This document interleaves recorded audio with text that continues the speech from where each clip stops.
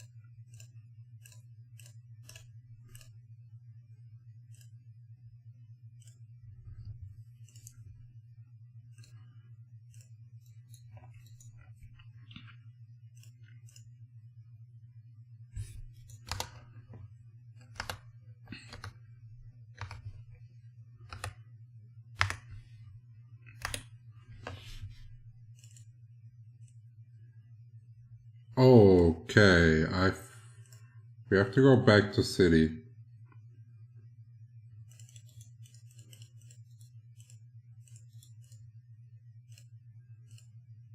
Before we can start leveling.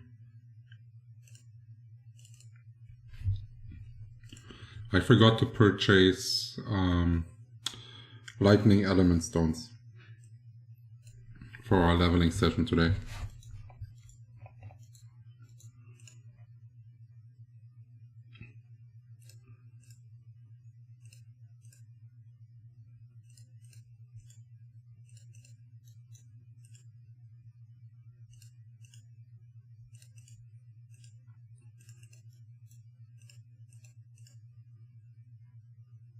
$1.95.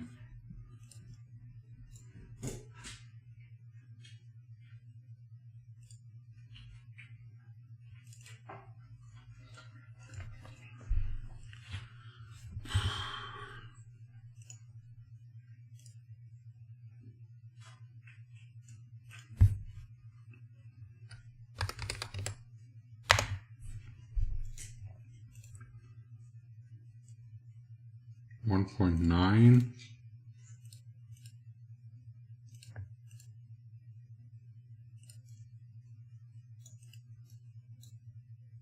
Oh, welcome back to the stream, Dawn.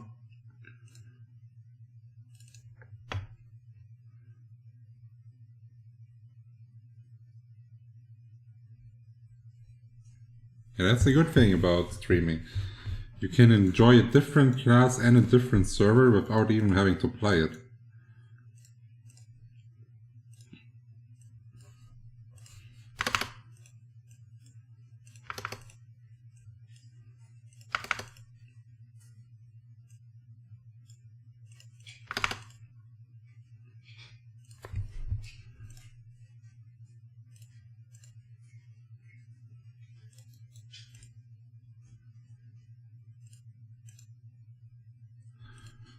See if we are able to find some reasonable priced lightning stones.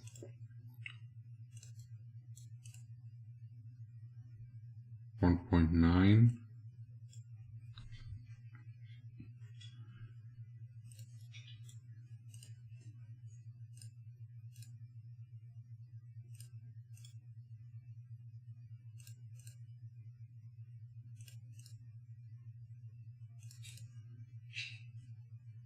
$1.9. Welcome to the stream, Nipples. May I ask what content level 140 has? At the moment, none. There's no benefit to getting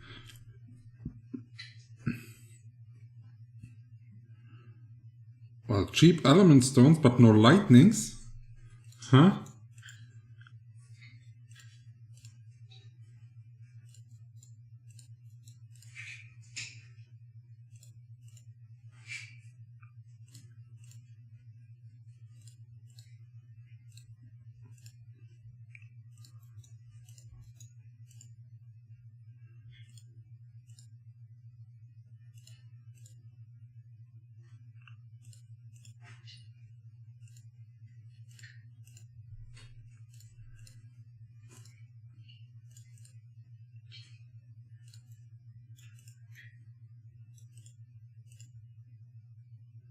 Also no lightning stones.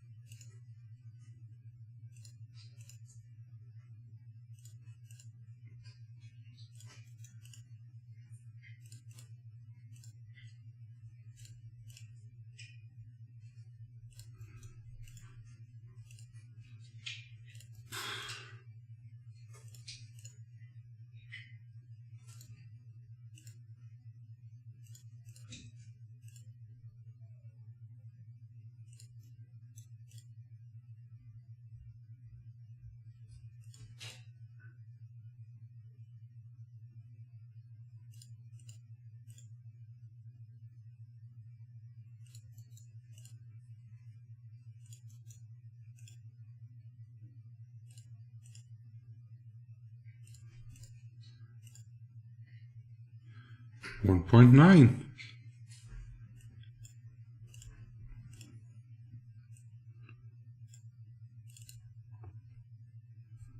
Okay.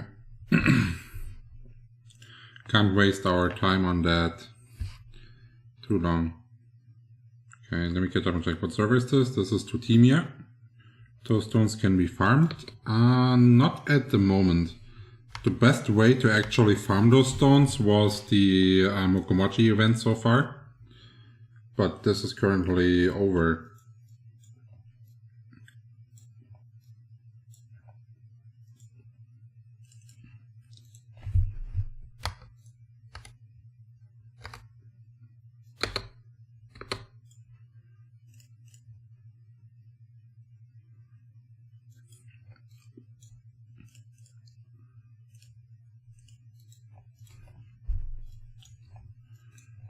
So before we will start leveling for real with our Ringmaster, he still has to do something. He will be there in a couple minutes.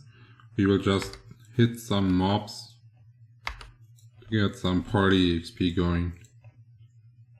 Because I was not able to hold my party from yesterday. I disconnected at some point during the night.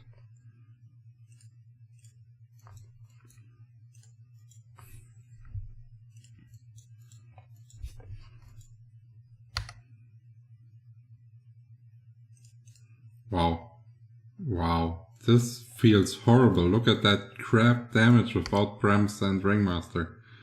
It's disgusting.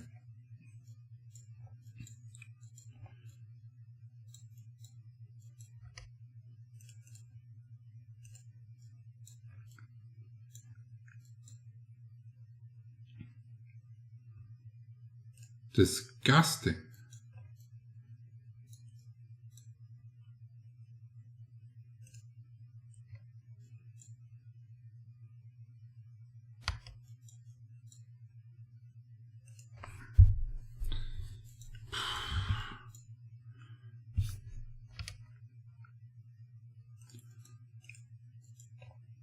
I think this is the only time I remember doing anything without Brems.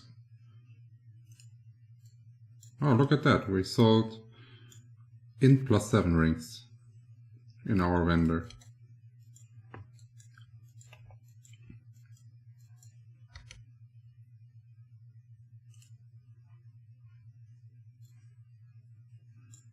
Yes, I am full strength at the moment.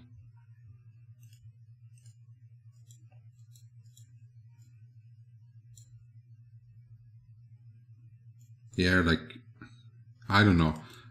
I think if you're playing 1v1, the game gets increasingly more fun the higher your kill speed is, because this is actually like, it's game psychology. You're more active, right? So like, you have to change your target faster and all this kind of stuff. You cannot like sit back like this and then just like talk for like, I don't know, read chat for like 5 minutes. and then someday you will click another mob. There's zero fun in it. So like the fun starts when you get really good. It's the same with like Diablo 2 or something like that, Diablo 3 or something like this. In the beginning, when you're actually like really hard trying to find the mobs and clear the stages, then it's kind of rough. And as soon as you start going with your one-hit abilities and all that kind of shit, then it starts becoming fun and farmable.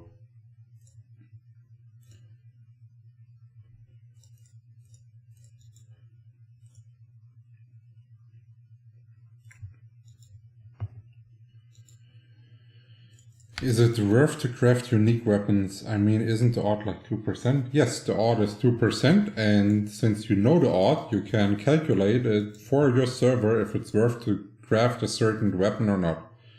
Take into account the Shining Power Dice cost, the weapon cost itself, and the diamond cost, and then you calculate the average crafting costs on your server. And if weapons are being sold for higher than this, then go for it. As long as you have a big fund, you will make profit with it. If you only have the funds to craft like one weapon, then don't do it. Because if you're getting unlucky, this can delete your budget. But if you have a lot of fun, then go for it. Craft multiple ones and sell them.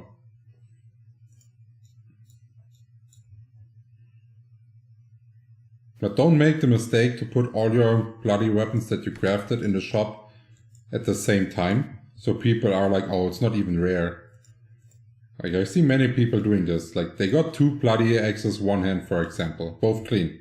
And then they put both in the shop at the same price.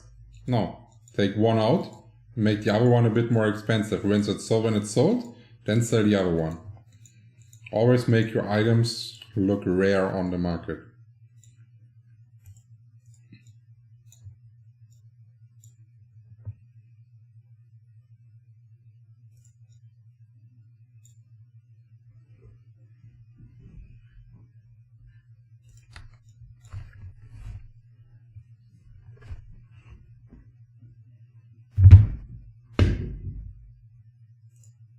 Ja, das hast du jetzt gemacht, Lumi. Das hat jetzt keiner gesehen, weil du dich ganz clever aus dem Bild rausdesignt hast hier auf der Ecke, ne? Aber du hast mir gerade dein Spielzeug auf den Fuß geschmissen.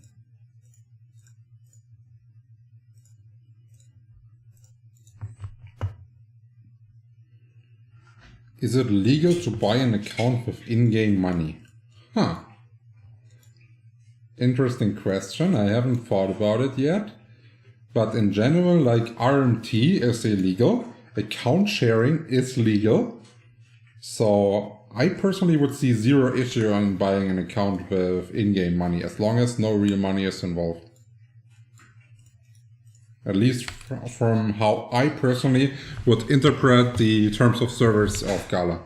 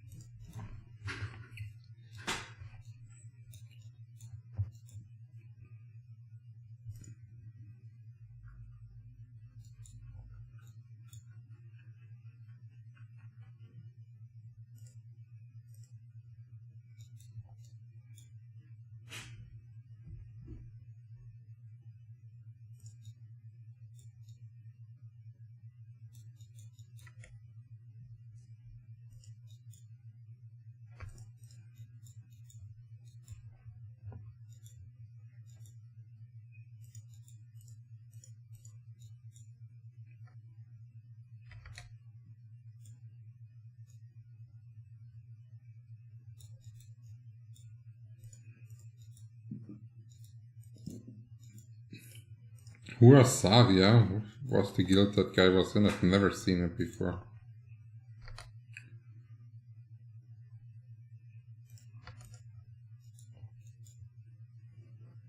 Yeah, actually, like, now that the balloons are out, so many people started leveling again.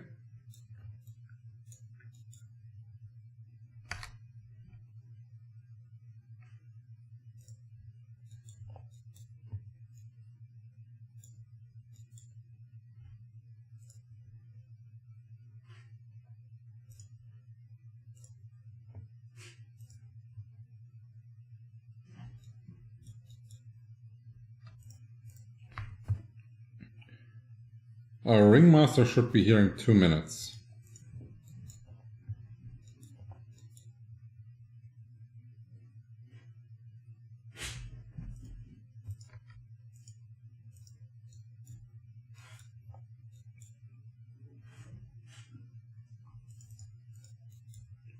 But Philip, like, if you want to make sure that that you don't get banned or anything, I would ask a mod and make a screenshot of his answer.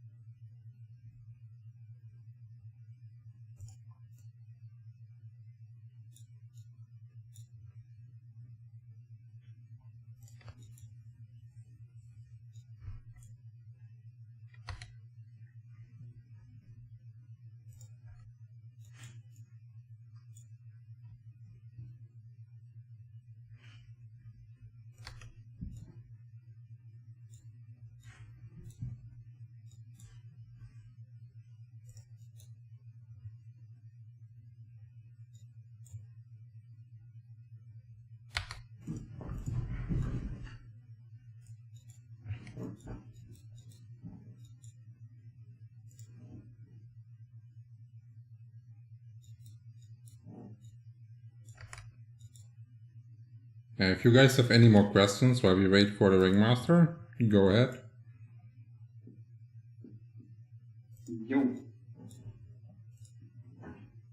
Jo, ich level gerade schon ohne Power-Ups, die Party ist richtig peinlich.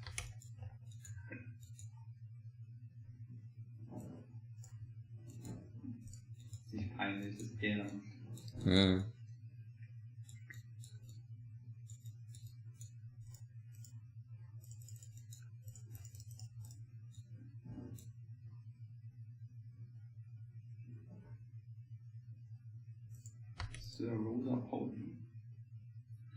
I asked for few people to join guild, they don't take low levels. I don't know, like, if you want to look for a guild, I would recommend going onto the official Discord. They have a thread. And in this Discord thread, yeah, there's Hallo. Ich würde nicht hier schreiben. Hallo, ich will gerade. And in this Discord thread, you can like either type in that you're looking for a guild, or you can see which guilds allow lower level people. But usually you need to have like a certain level to be eligible to join a guild, because like no guild wants people that are not serious about the game or not dedicated. And like, let's be real, many people that are like level 40 or 50, they will quit as soon as they realize that this game is actually getting harder and leveling takes forever. So you don't want to bother as a guild lead with all those people.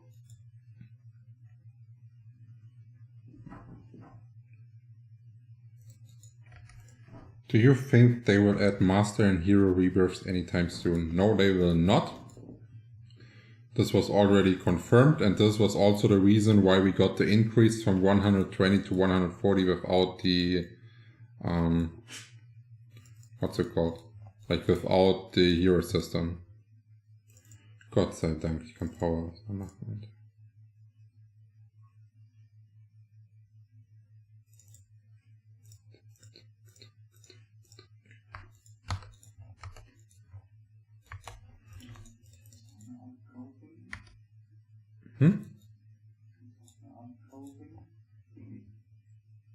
Also wegfliegen kaufen oder einfach nur aus dem Shop? Nee, aus dem Shop. Okay. Zack. Zack. Zack. No, there's currently no guild finder or anything in the game. Oh wait, is there? Wait, maybe? Wait, don't phrase me on that. I think they made a guild finder. but I don't know yet. Oh yeah, right. Press G and then go into the bottom and there's a search function. You may be able to use this. I never used it before, but I think it works this way.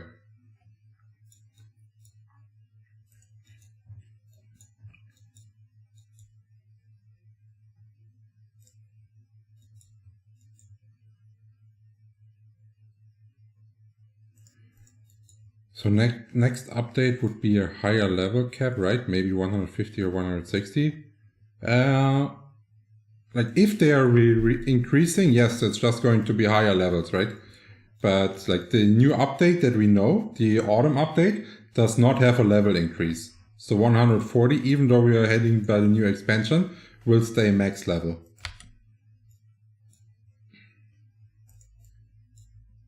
Back in the old days of Flyff, adding elements to won't decrease Psykeeper damage. Is it still a thing? No, they fixed it, so it doesn't. And they can also enjoy the glow, for example.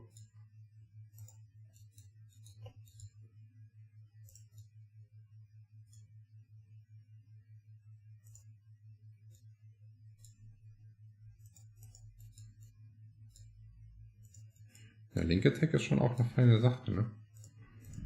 So ist der Damage auch schon ein bisschen crappy. Sieht ein bisschen so aus wie bei dem einen von die One Ranger, wo wir die ganze Zeit drüber gelacht haben. Beim letzten Mal.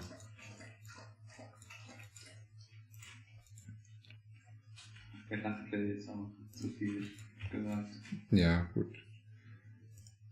Stimmt, ne, eigentlich haben wir gesagt, Alter, muss ein Bot sein.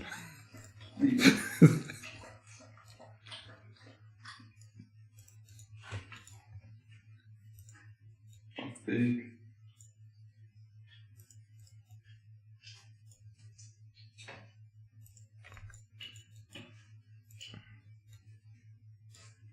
Gleich geschafft. Das hier war gerade das beste Mob, ey.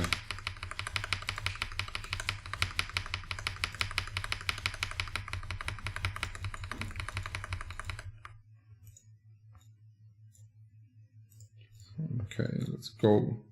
Yeah, if you guys have any questions, feel free to ask. I'll try to answer all of them. And I actually didn't even sign up for the chat yet. So.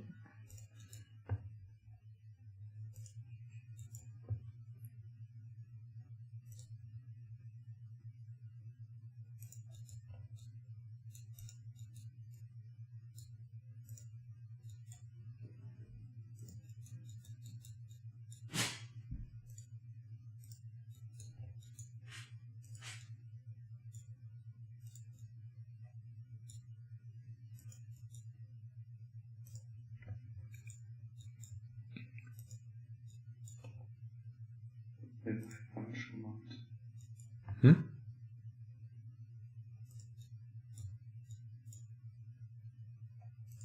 Irgendwie gewisse Buffs nicht auf 17.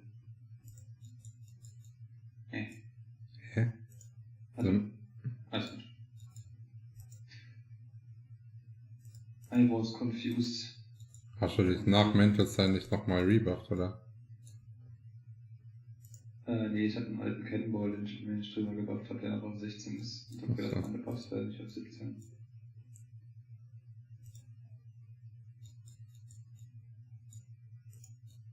Ups. Ah! Run, run, run, run.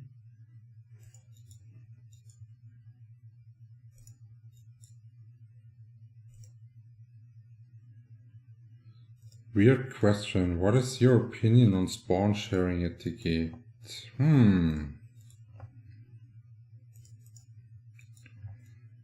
Well, so like, let's assume everyone would be doing it, right?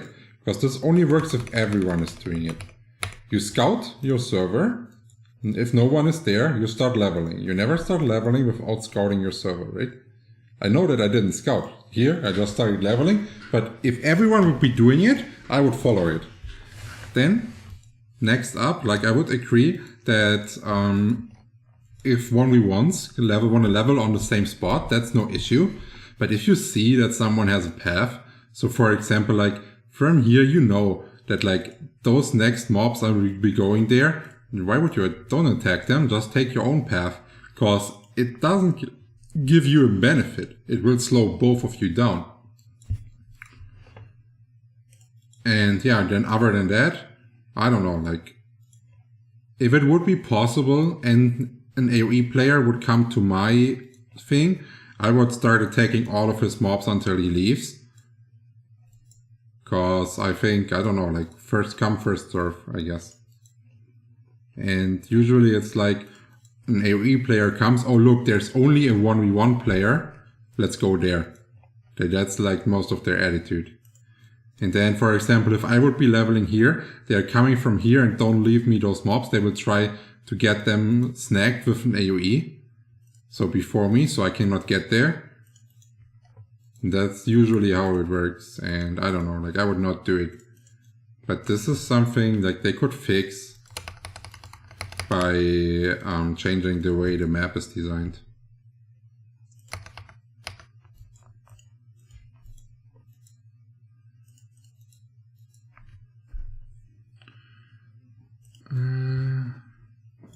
Giants are soloable at any point of the game within the level range using prems and decent gear, of course.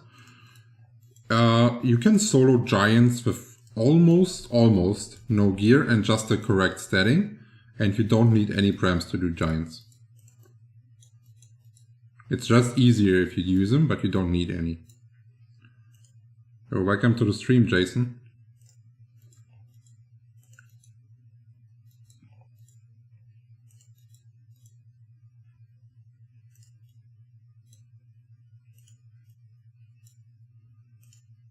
Okay, let's go. Party full.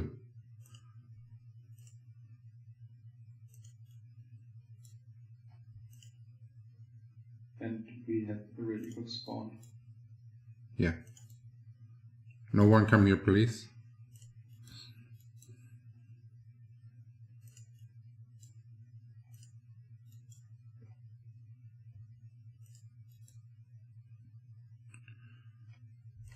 What prems are the most cost effective for leveling 1v1? I know upcut and ampli are essential. Yes, I would say the next one that is essential to 1v1 leveling is the element stone, because the stone gives you 20%. If you make a weapon plus 10, this also gives you 20%, but your weapon only has to be plus 1 element to be using the stone. So basically, if you go and make your weapon plus 1 element, you use the stone, you're already at 22% extra damage. And if you keep it this way, you still don't have to, how's it called, invest into scroll of element change, because you can just remove the 1 element and just put another on. But yeah, I would probably go for like at least a budget variant, so at least plus 8 element. You can do to plus 5 with scroll of scroll low. That means the plus 5 element has almost no cost.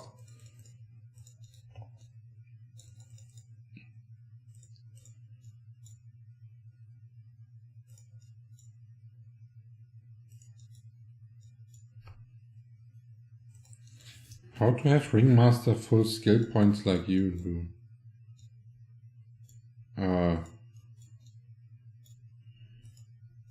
If you level to a certain point, you will have more, you will be able to skill everything on all classes.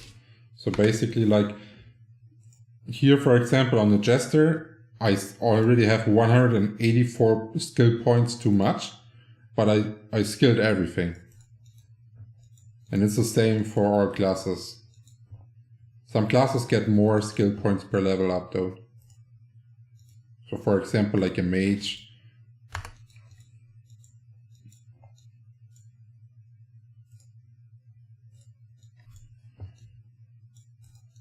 I wish I had some more points though. Oh, well, you will still get some, right? Yes. But you should be able to skill everything on 140. That is Ringmaster relevant. Yeah, sure.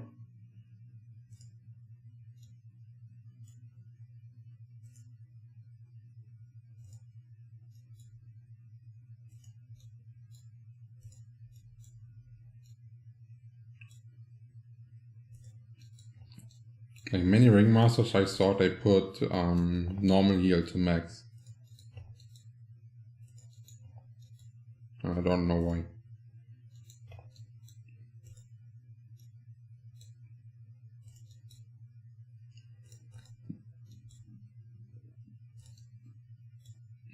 I have it now at max as well. Yeah, but you didn't do it on like, oh cool, I can max heal and then you max heal and then start doing buffs. Oh. Yeah, it was many what's it called?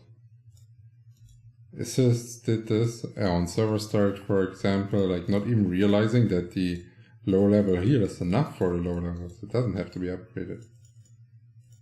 And then they were crying they didn't have enough points for the buffs.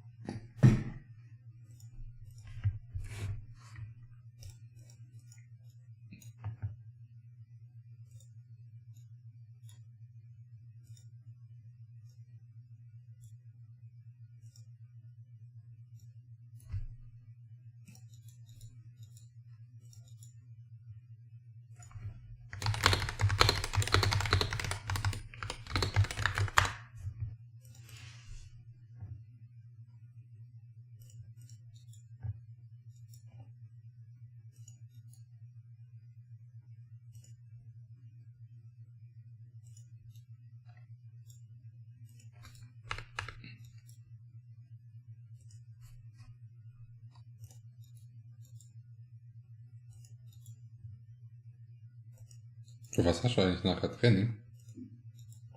Badminton spiele ich. Ah, okay. Das habe ich früher auch übel gern gemacht. Ja. Sind wir in die Badmintonhalle im Nachbarort gefahren.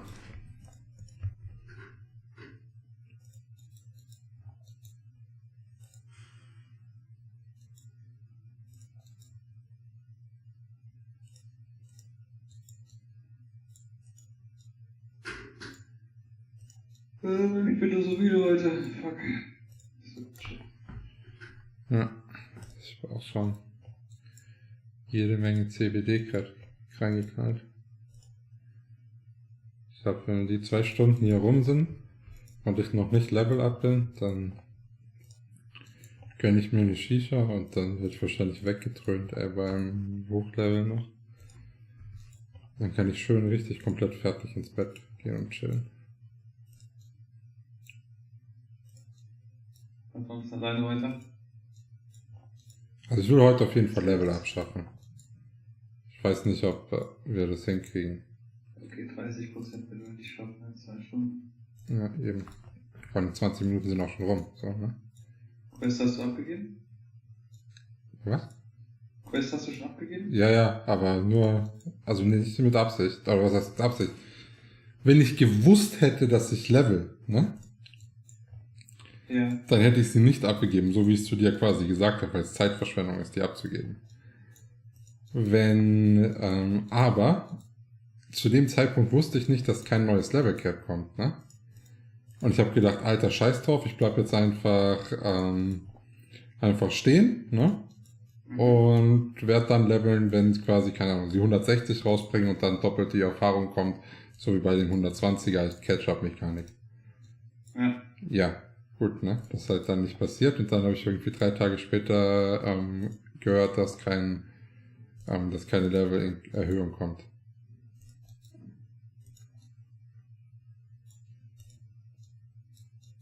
Und dann, ja, war das schon zu spät, ne?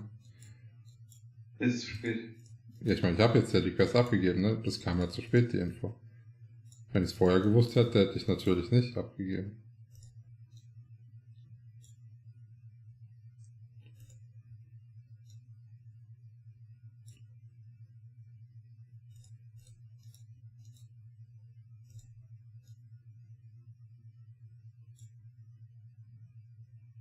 Du müsstest auch waffen, ne? Oh, fuck, ja. Ich dachte, ey, das dauert aber lang gerade. Was ist denn hier los? Ist dein Carsten nicht dabei?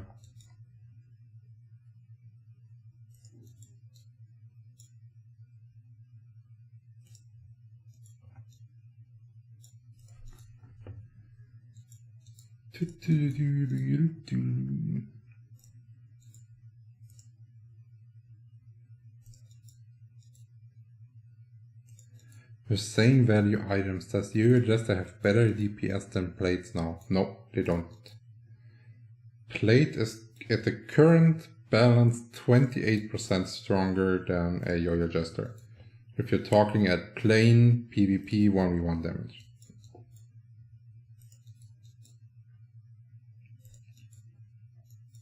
Oh, weißt du, dass wir auch schon wieder slacken wie Sau? Ja. Ja. Erst da.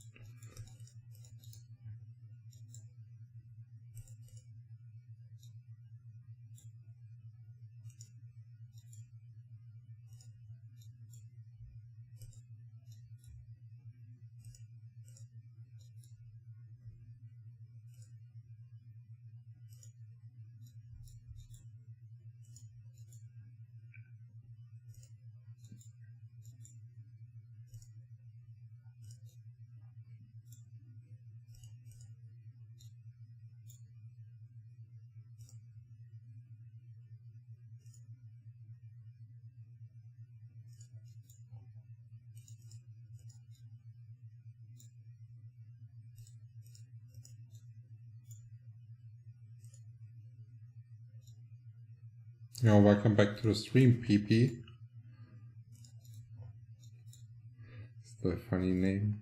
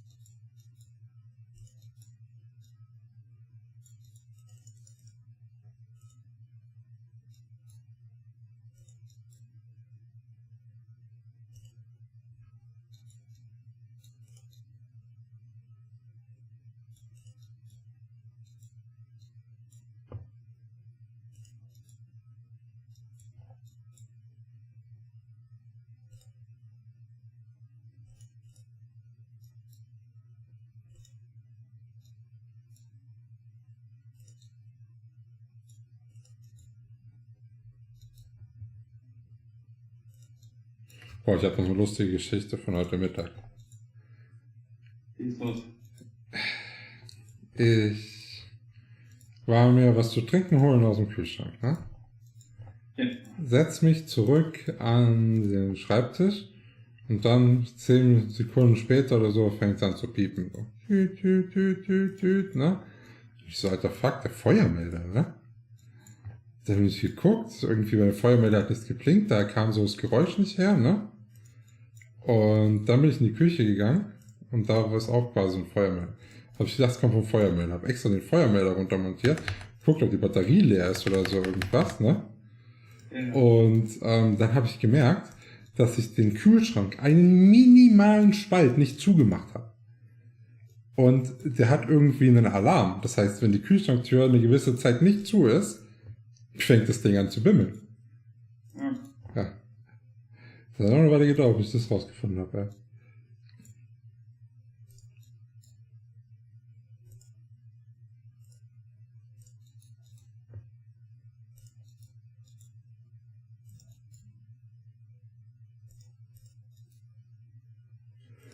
Also das Eisfach. Kühlschrank hat sowas noch nicht. Noch so alt. Und ich habe mir einen neuen, also ganz neuen gekauft, als ich eingezogen bin vor einem Jahr. Der so quasi modern ist, aber von außen aussieht wie so ein alter amerikanischer Kühlschrank, die wo so quasi einzeln für sich stehen mit so Lack und so Chrom-Dingern.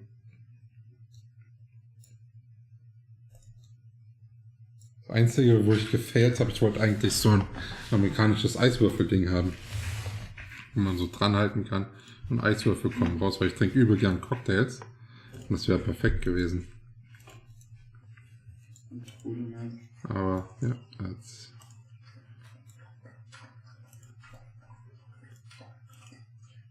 ist wie es ist. Okay guys, if you have any more questions about the game or anything else, feel free to ask.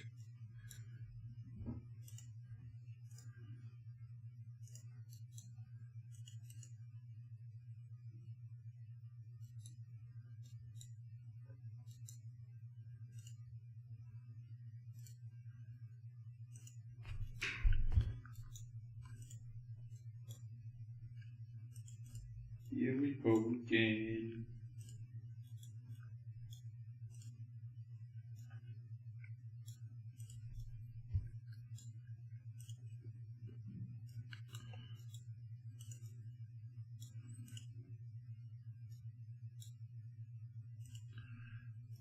How's Lumi doing?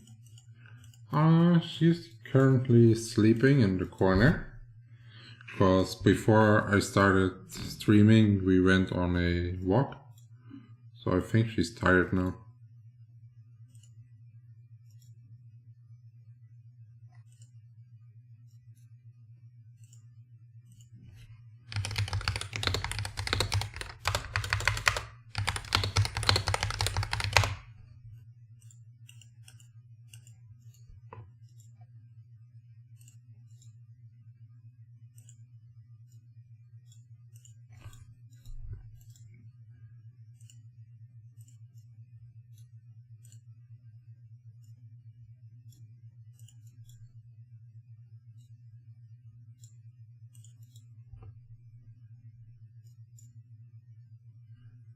What other Flyff servers have you played before?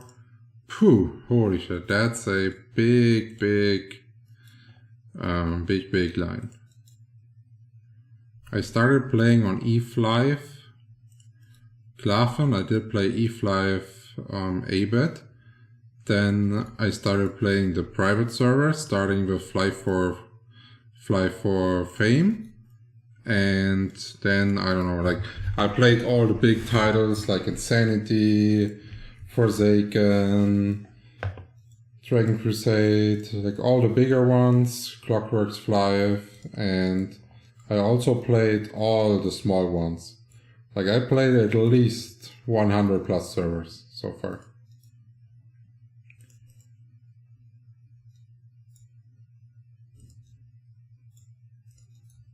Like, there were many servers that only lasted like a week or stuff like this. Yeah, I played a shit ton.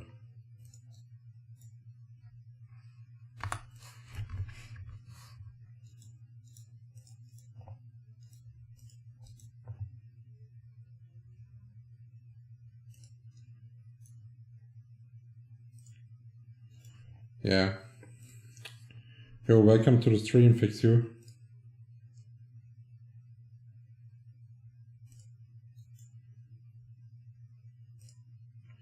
Have you been paying attention to the Guild Siege and other servers? What's your opinion about the Teamers PvP scene versus the other servers? Some servers are doing extreme heavily teaming.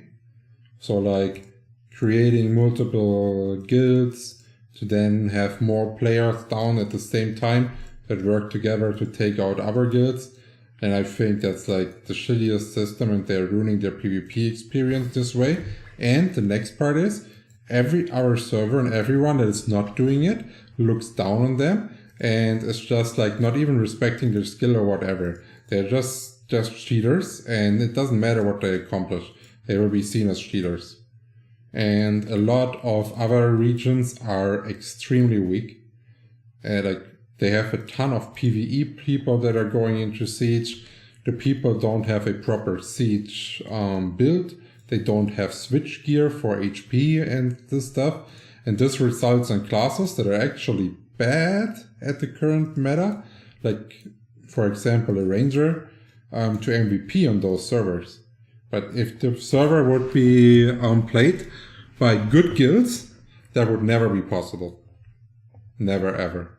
At the current stage, that a Ranger is getting MVP on a server that is probably played on by highly competitive PvP players in the current balance would never ever happen. I'm talking about Mushpie hier, for example.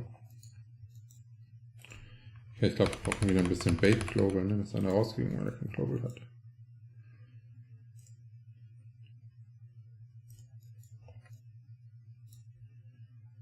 And which one did you like the most? Except for Universe, of course. Universe is not my favorite. By far not my favorite.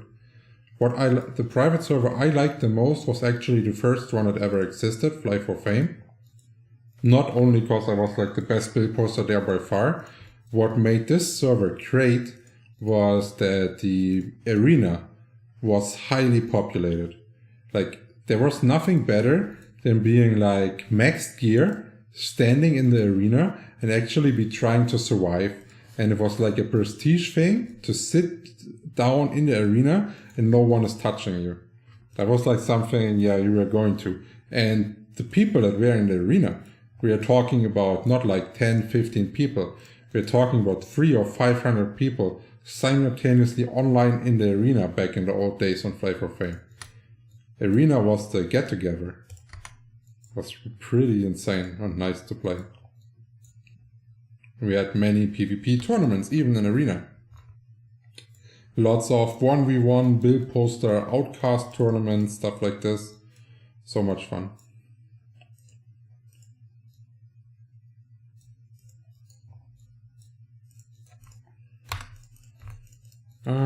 I think Flyff Universe is still a lot better than Flyff PC, but it's definitely not my favorite so far. I've played private servers that had way better PvP balancing, way better systems to tackle inflation, Penya things, better design, better graphics, better skills, better futures, better PvP modes, better PvE modes. Like, Universe is in a really good shape, don't get me wrong, but it could improve on so many different levels. Because private servers have basically stolen their game, developed it, and made it better than the original Flyff PC.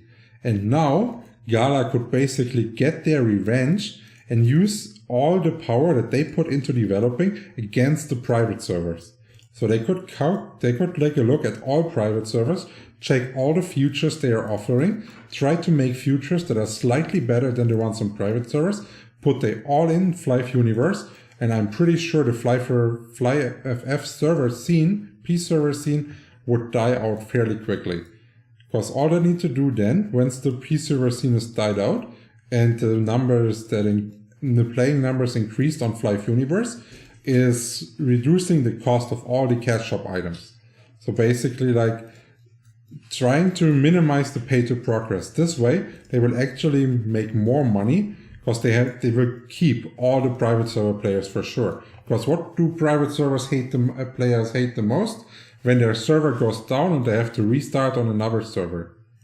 That's like the worst part. And this is the risk you have to live with if you're playing private servers. And you would eliminate those risks, still not have to pay to win shit, and have all the nice private server features. So I'm pretty sure that would be by far the best strategic move they could make to grow their title.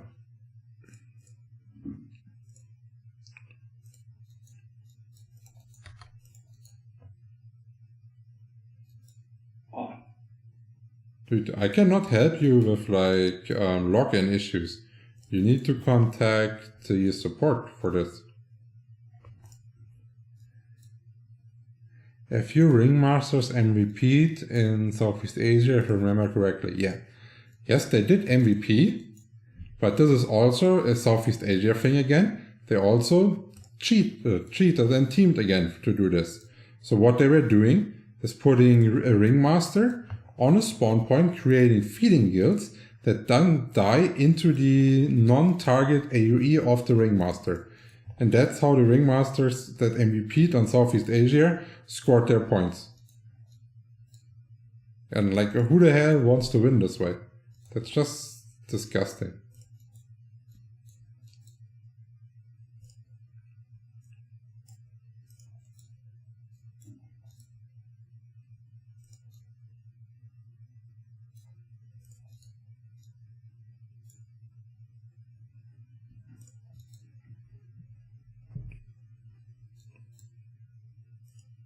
You really have to wake up, man.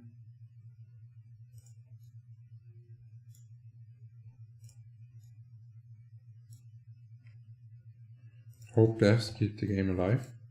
Oh, I don't think the game is currently at a state where it's about like die or live. The game is in a pretty stable state. Like, the patches and the improvements are decent. People are at the moment sticking. A couple people already returned. And yeah, depending on if the expansion is good or not, I'm pretty sure, like, if they make dungeons farmable with low cooldowns and they realize how to adjust drop rates, then they will get a lot of players back. If they do dungeons again with like stupid high cooldowns, like 1 day cooldown, just cause they are too dumb to balance drop rate around this, then yeah. People will do exactly the same, log in, do their dungeons, and then call it a day again, play other games, then get hooked on other games, and they're not loyal to Flyff.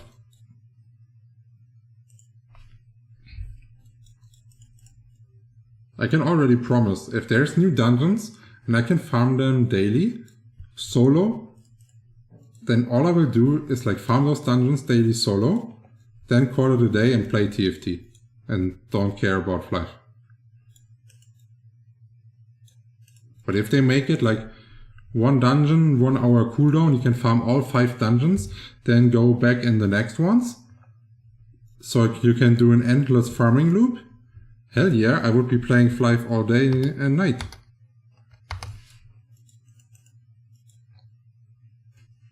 What expansion is coming? It's called Autumn. Autumn Content Update, I think that's what they called it.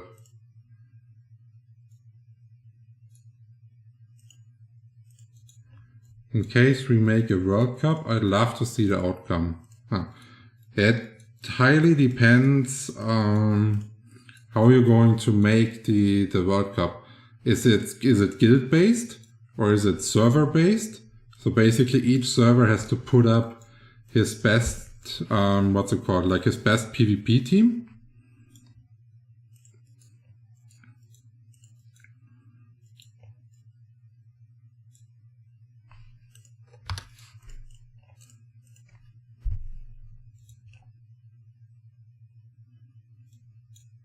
But it's a shame that they have not thought of cross-server tournaments, PvP experience in 2022, where all the gaming is about esports and whatnot. And it didn't include any of those, newer interests of the players into the game. Hey sir, I'm new player, want to play Jester and Jester. Can I ask what is the best stat for it? Thanks. I would recommend looking at the Yo-Yo Jester guide on my channel. This has all the information that you will need to play the Jester from start.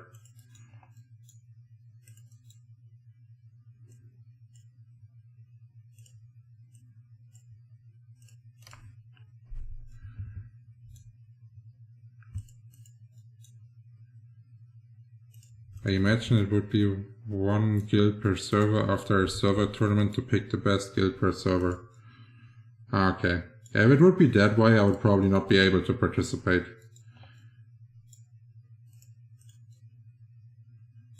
Because our guild only has 1 PvP set.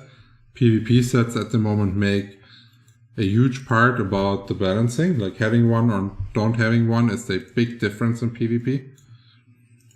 And yeah, we only own 1. Other guilds own like already 3, 5 or 6. So yeah, we would not be able to compete with this unless they would like to make fair,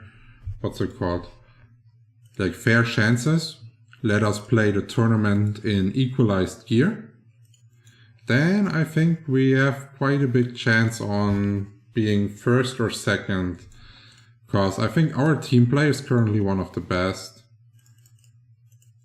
Depending on who is there. Like if we're full lineup with our dedicated lineup, I think on the moment, the team play from us can win versus the other guilds. But our gear is not good.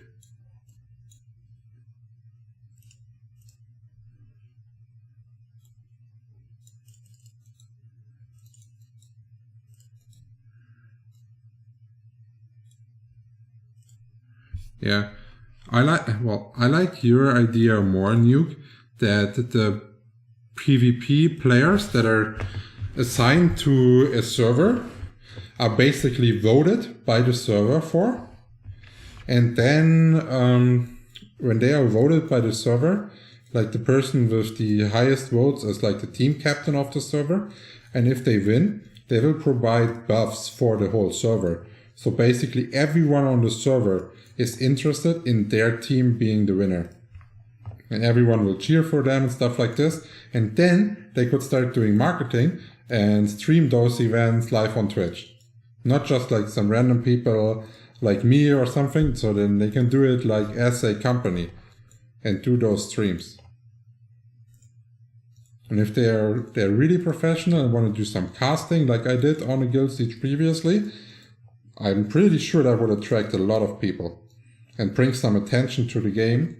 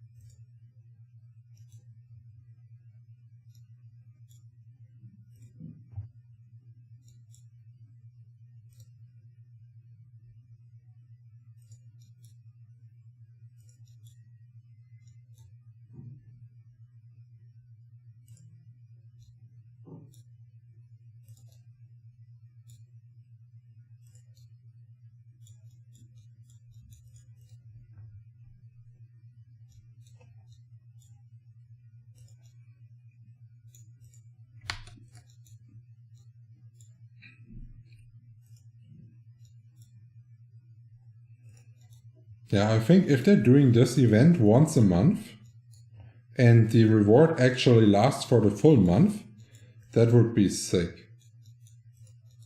And the reward doesn't have to be like insane, but like 15% EXP, 15% drop rate for a month.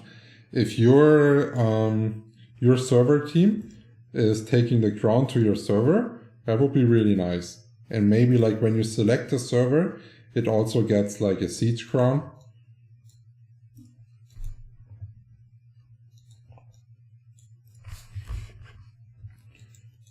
But like if they would make a tournament like this, I am pretty sure Totemia will win.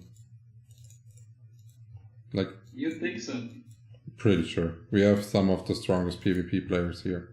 Like if the whole server could make up a 10-man lineup, and we would not be like fighting or like playing for real together without any discussion, because there's like low blood between people and stuff, I'm pretty sure Totemia wins.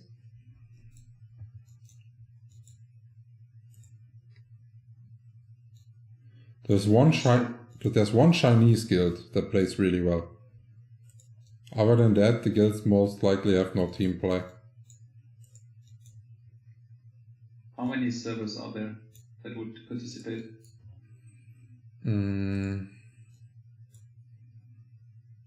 So there's like 4 or 5, 6, I think 6 or 7 in Southeast Asia, then 3 Europe, and I think also 3 NNA, right?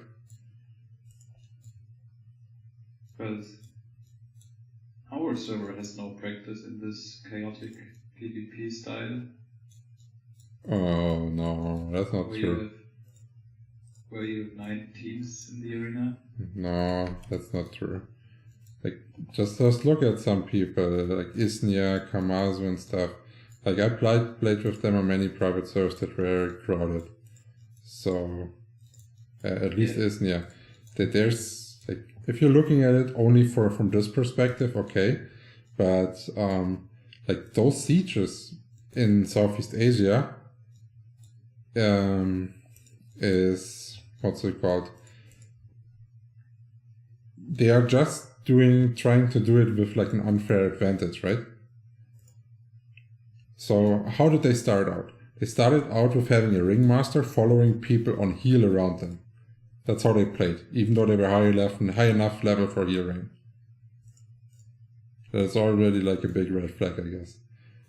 And then, now, they have ringmasters that are only doing heal rain. Like, even if they had the opportunity to provide value with HC or anything else, they're just not going to do it. So they have no flexibility, I don't think. But I'm hoping that they will merge at least all the EU servers soon, because then Siege will be a lot more fun. And a lot of the German PvP players think they are really good on Burden, even though they only play versus people that are food and have no gear. So it would be interesting to see how they perform in our world, where everyone has a PvP switch, people are not going full damage into Siege.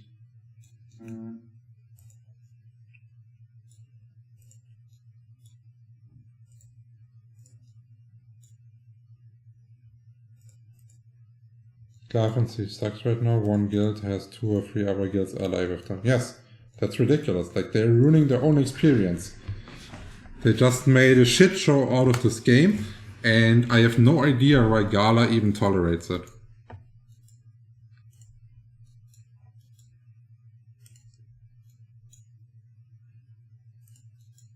Let's hope no one on this server gets on this train. Oh, well, we already had it. Yes? Really? Yeah, we had 2 sieges where Diva did it. Played with 2 guilds together to have 10 people down there, basically. Wow, okay. I wasn't here when this Yeah. happened. And then they stopped again.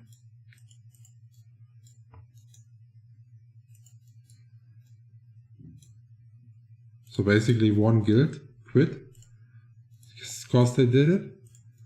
And then after the guild quit and they realized, I don't know, I think they realized that they may be destroying PvP, they stopped again.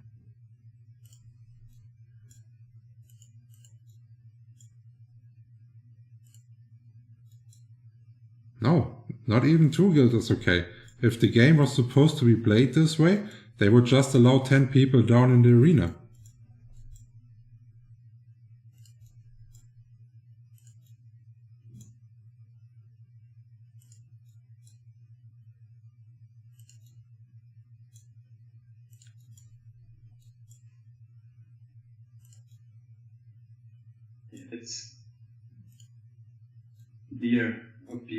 It's clearly abusing the system. Yeah, and it's like so obvious, right? So I would at least like start to like warn players as Scala, make up some PvP rules that people should follow. Yeah. They're so slow and stuff like this. And no, they reacted and said they're not going to do it. Why though? Well, it's not healthy for the game. I think I don't know exactly, but I think they said something about it's too much effort.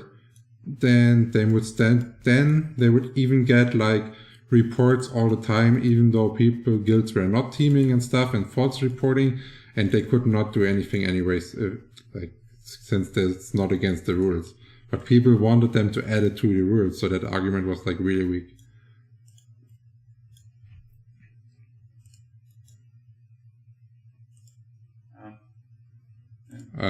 Well, a free-to-play guild siege with no allies would turn out exactly the same. Then there would be people not killing each other until the end game or something like this, right? So it's like in any other sport. There's like an honest code. Don't team. Don't like ruin your own fun.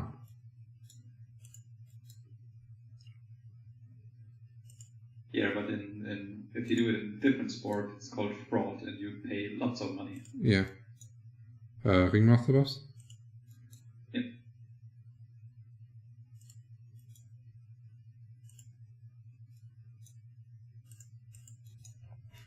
Yeah. Fraud, I don't know, like, I would really like them to have, like, a community manager that takes care of stuff. Yeah. Like, we have people with community manager title. They may have different tasks, but they're not doing what a community manager is supposed to be doing and what community managers of other games are doing.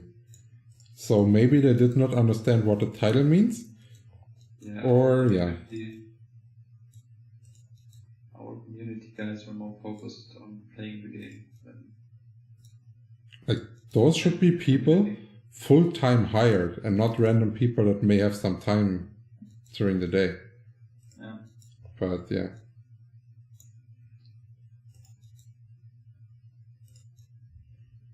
Gala is like, well, why should we hire someone if we can just give a random person the title and give it F coins to do some support answering and stuff.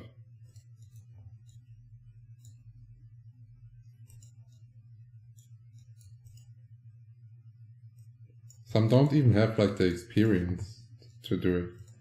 That's the worst part.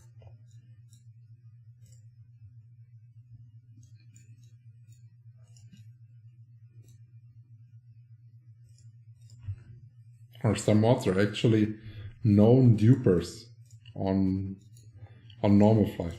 They got mod.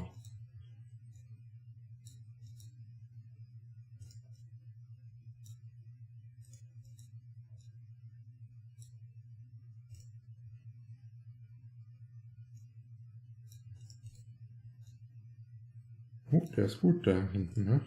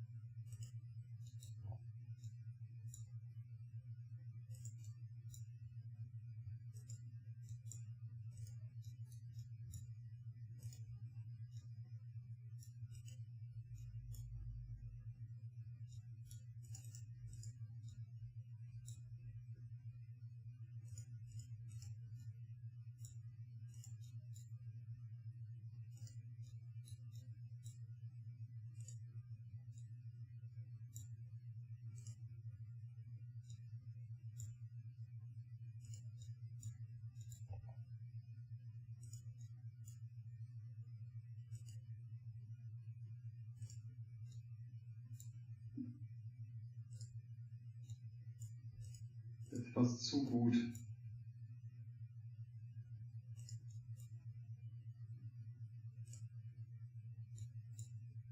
Buff du lieber mal.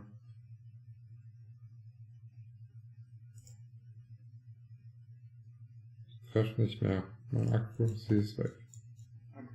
Accuracy, beef up.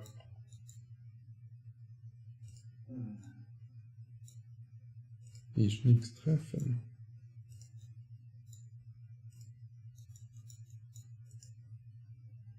Oh ja, wir können einen Tier reinhauen.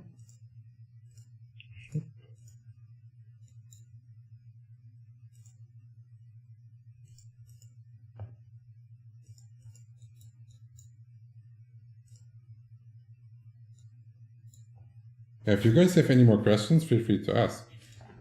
So we have a topic to talk about and the stream is not boring.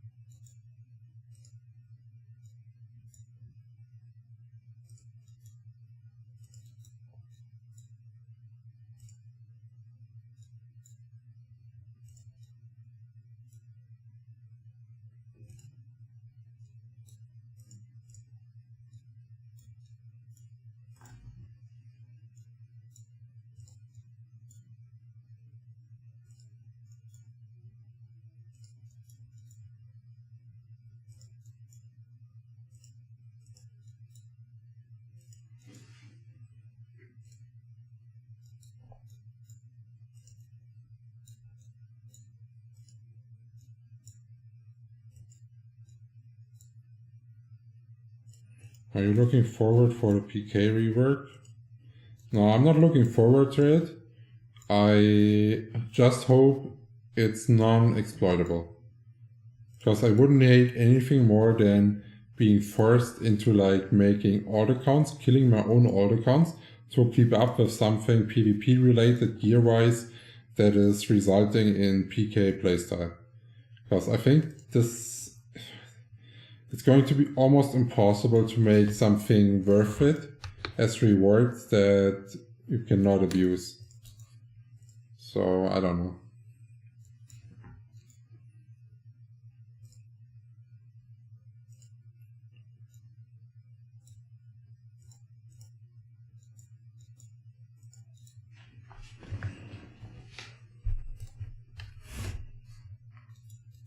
What I would like is that they would make like street guild war tournaments. Now they're bringing 1v1 back, which in general is fine if they're doing class versus class. So if it's like Jester versus Jester, Bill Poster versus Bill Poster, and no food in 1v1 guild siege, yeah, then it's working. If they're making it random, so basically like I could be a, I don't know, let's say I'm Sipes and I am up versus a Bill Poster. What the fuck am I going to do? You can do nothing. The Bill Poster runs at you, assaults you, you're done. And like this, 1v1 guild siege is no fun. And the guild with the most Bill Posters and the better random matchmaking just wins.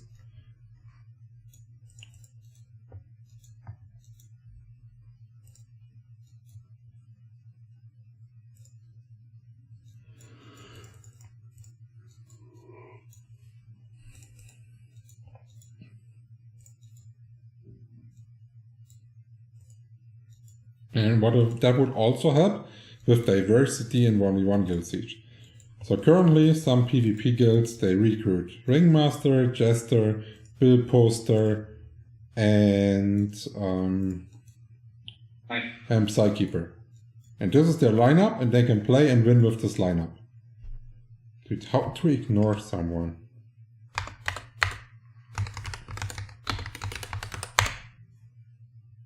The character is already on your ignore list.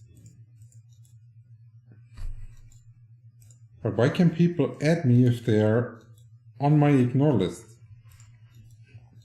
I don't get the system. So what I was trying to say, if you're doing a lineup that is like two times of each class, then guilds would actually have to recruit diversity. So then it would be like important to a guild to have like strong elementers and strong rangers. While at the moment, it doesn't really matter if you have them in your guild or not. Like, you have no downside. And I think the game lives by diversity and having uniques to all classes.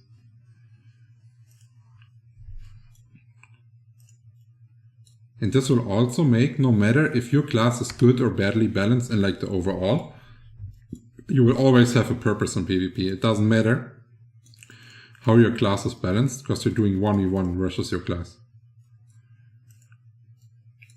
And since there is no food allowed, means someone can always kill the other, right? So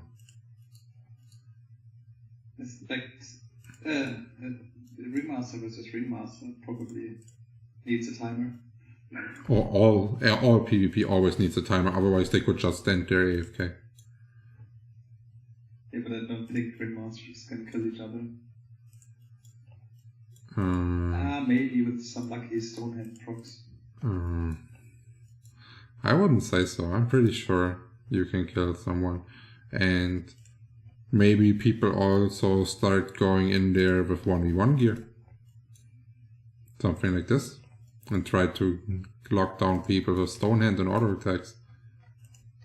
Maybe. Because they will hold you once. So like as soon as you get like the second hit in, they cannot heal themselves anymore. You have a decent deal. The other Ringmaster is like what? He's tank or like expected in non-fight? I don't know, like it would be interesting. I mean, then you have prevention, right? So you need to get him stunlocked so he can't recast prevention. Yeah.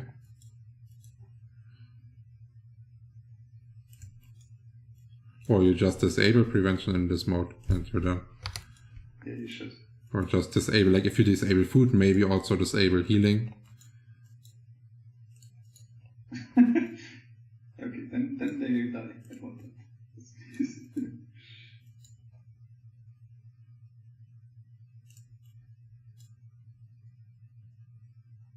actually probably the most fun 1v1.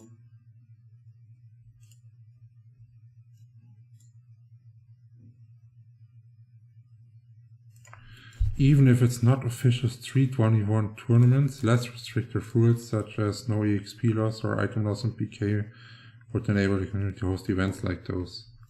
The hour is done. I would go pee real quick. Yeah. I'm not sure if this would be enough, because like, why would you do something that has no reward?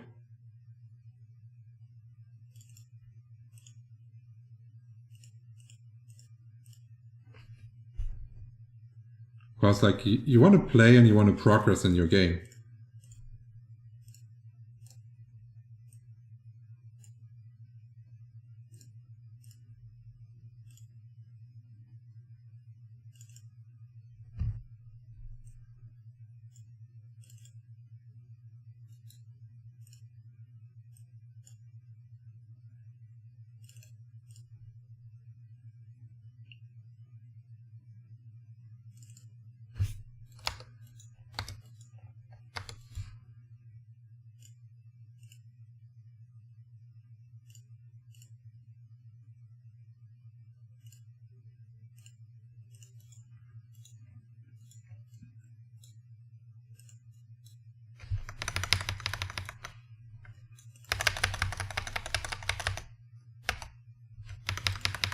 What is the best shop for free-to-play 1v1?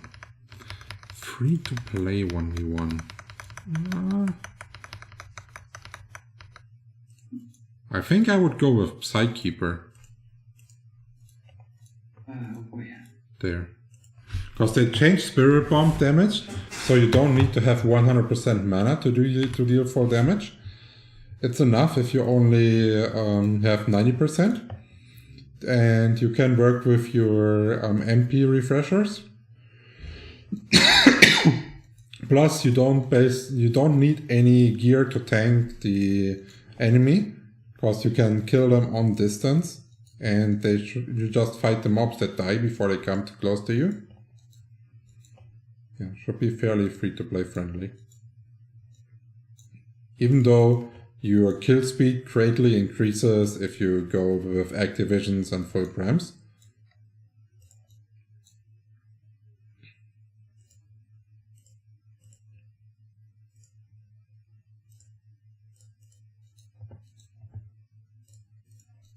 Oh yeah, something I was told about today that I also don't like. Remember when we did the video about the battle pass?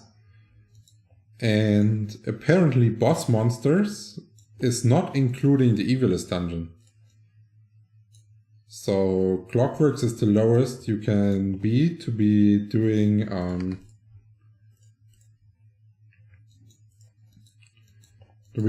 this day, what's it called? This weekly battle pass quest. My ringmaster is lost. Let's unlost it.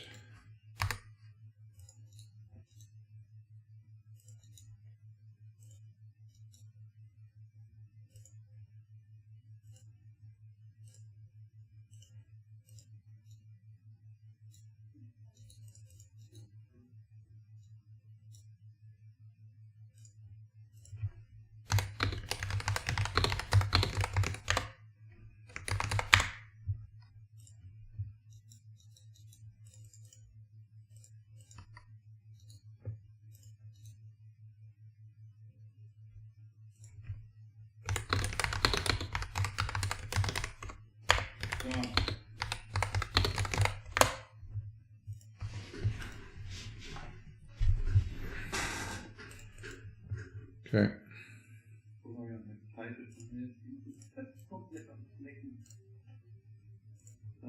Nochmal? Guck mal, wie da eine gescheite Stunde gekriegt. Ja, komplett ins Lecken. Hat sich so bläst und kein Rhythmus.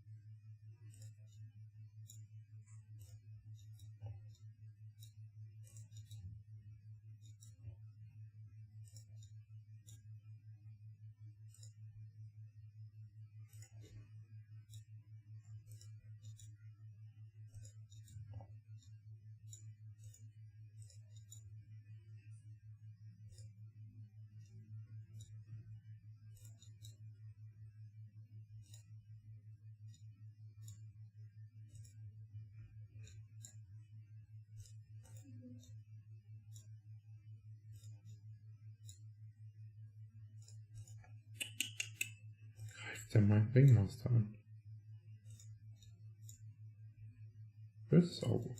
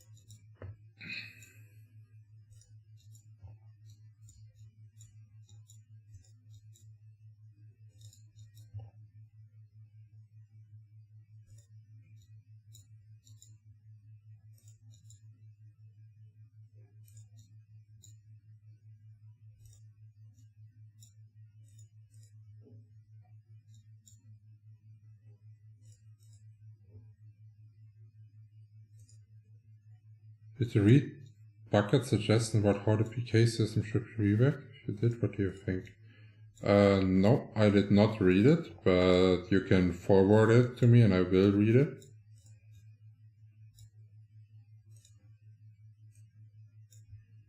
Like, I think that Guy as a person himself is like a disgusting scumbag, but some of his ideas and criticism was actually really good.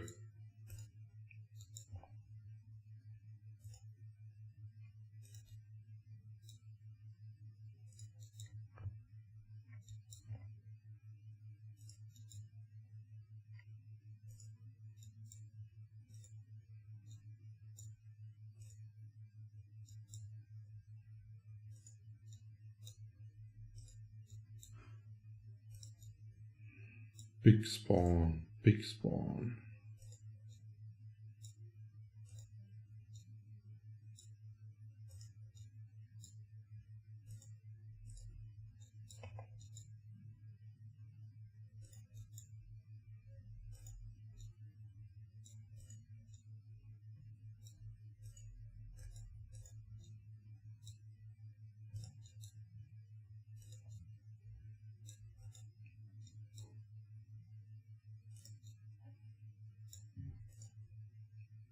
Was ist denn hier für 3 Millionen Monster auf einen Blick? Ja, ist hart, ne? Aber ich bin noch nicht sicher, ob es wird, weil ich habe schon voll viele August killen müssen.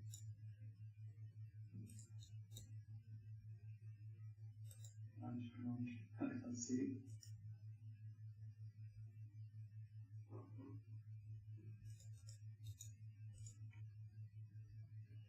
Long story short, every mob drops 1k token inside your level range. Oh wait, 1 PK token. Ich wurde gerade disconnected. Hi. Okay. Can be exchanged for consumables and fashion, only obtainable that way. Is the fashion going to be stated? And how are you preventing that people kill themselves? That's the question, because if this system would be like this, like the reward system, sounds good, right? Put some PvP percent damage fashion in there, that's stated, so people actually want it. Yeah, amazing. But how are you going to, yeah, I don't know, prevent the fact that people can farm all the tokens they need by killing their alt characters? That's what I don't like about the PK system. Not stated? No, then there's no benefit again. Why would you farm it if you again don't get value? The people that farm for looks are really limited in PvP. PvP players usually don't care too much about what they look like rare items. They care about stats. They care about min-maxing.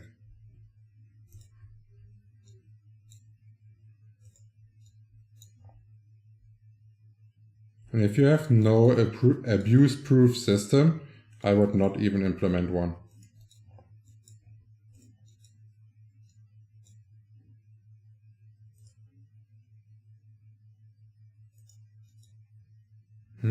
What do you mean? No, dude. Like, you just go and spawn your own characters on a point. People will just kill them, get the tokens, get all the rewards they want, and just keep repeating this process. They will not fly around, try to find people or whatever. The people that will be farming this legit will be a minority for sure.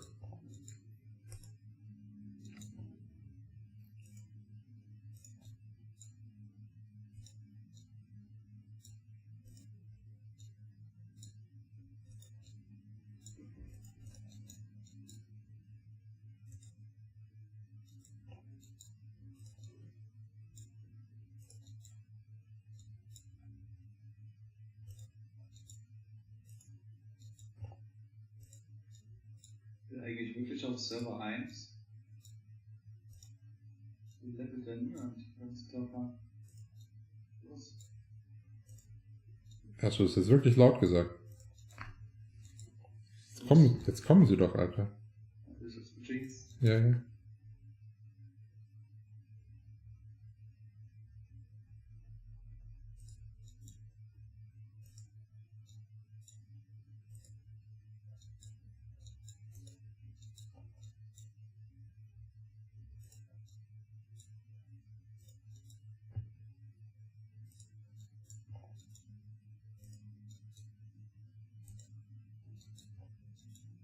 Oh, no.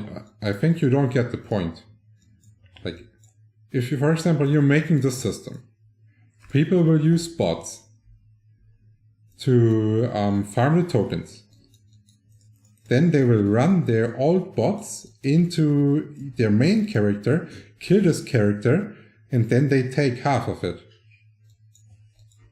You know what I mean? And just this way they bring all the tokens into their main character.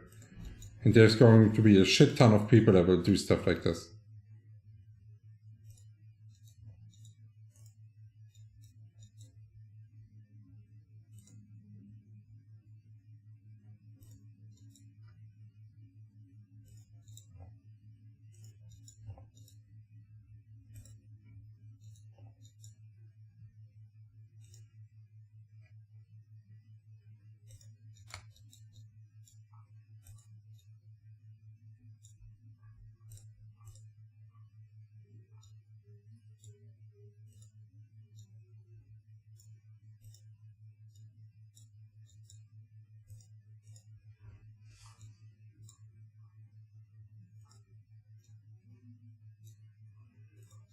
Wouldn't... yeah, that would probably trigger people, but it always depends on the time zone, when they're doing it, what spot they're doing it.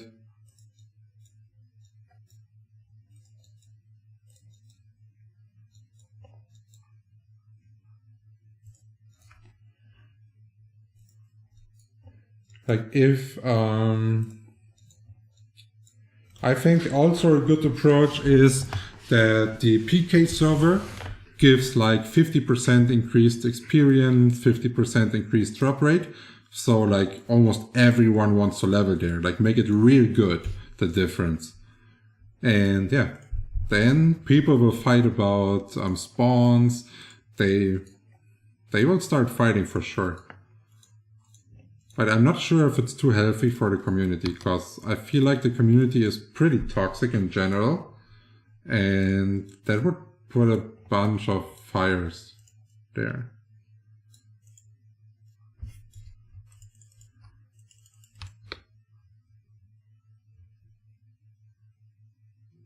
And for example, I would probably not be able, or like, I'm already not able to level on channel 4. If I would stream on channel 4, people would come and kill me. And like in PvE gear, there's no chance for a counter play or anything.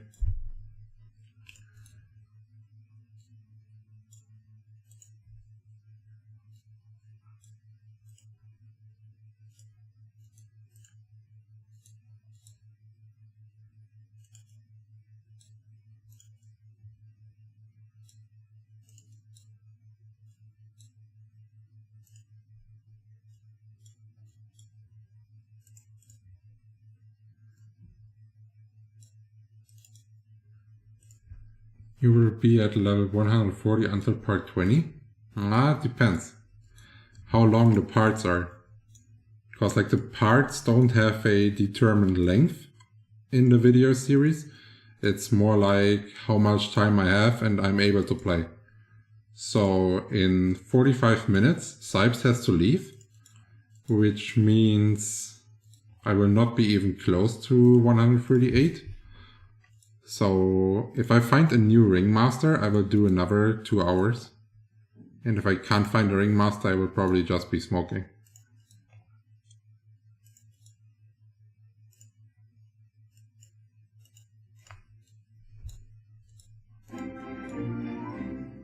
No, thank you very much for the subscription. Sami Simanduve. Yeah, someone didn't pay attention writing this name. Huh? Genau der. Ja. Ist auch gut zu merken, der Name. Ja. Ja. Easy to remember name, dude. Well chosen.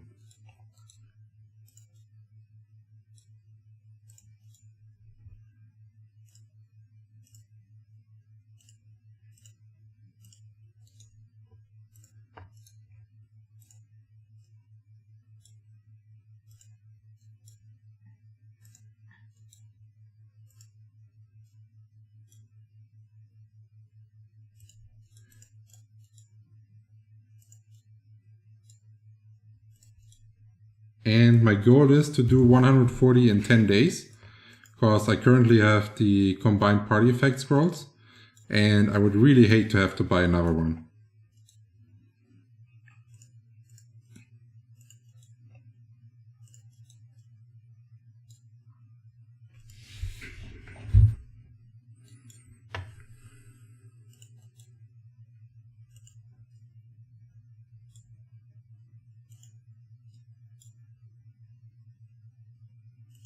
Rauscht dich CBD?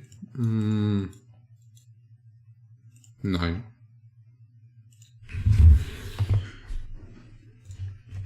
CBD nicht. Wenn man kann Shisha-Tabak so infusen mit CBD und mit der richtigen Menge Glycerin, dass es einen richtig hart wegdrückt. Also schon richtig hart. Aber das ist recht teuer.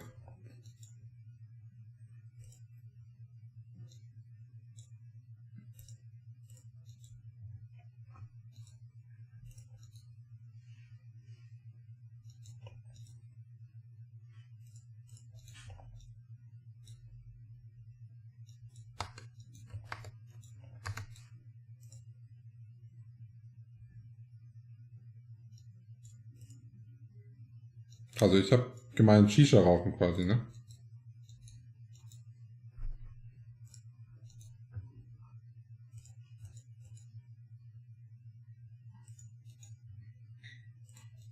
Das andere ist ja auch noch verboten, das macht man nicht. Erst nächsten Monat. Nee, ist jetzt erlaubt schon. Nee, wann, wie war das? Hey, keine Ahnung. Das ist erst ab nächsten Jahr. Ja, ist da jetzt was durch, oder was? Ja, ja.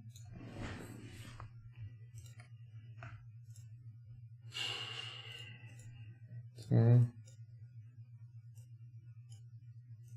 Der Plan ist verabschiedet, oder was? Das komplette Gesetz. Ja.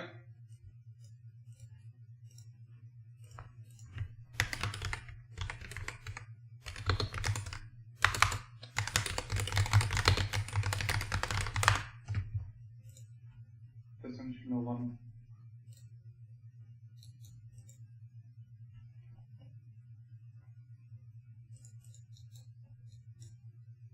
Ich weiß nicht genau wann sämtliche Innenstädte anfangen, komplett nach Gras zu riechen. Hä, bin ich blöd? Ich habe gerade einen Artikel gefunden, der ist 1 Tag alt. Und das steht noch nicht fest. Wann oder ob? Wann?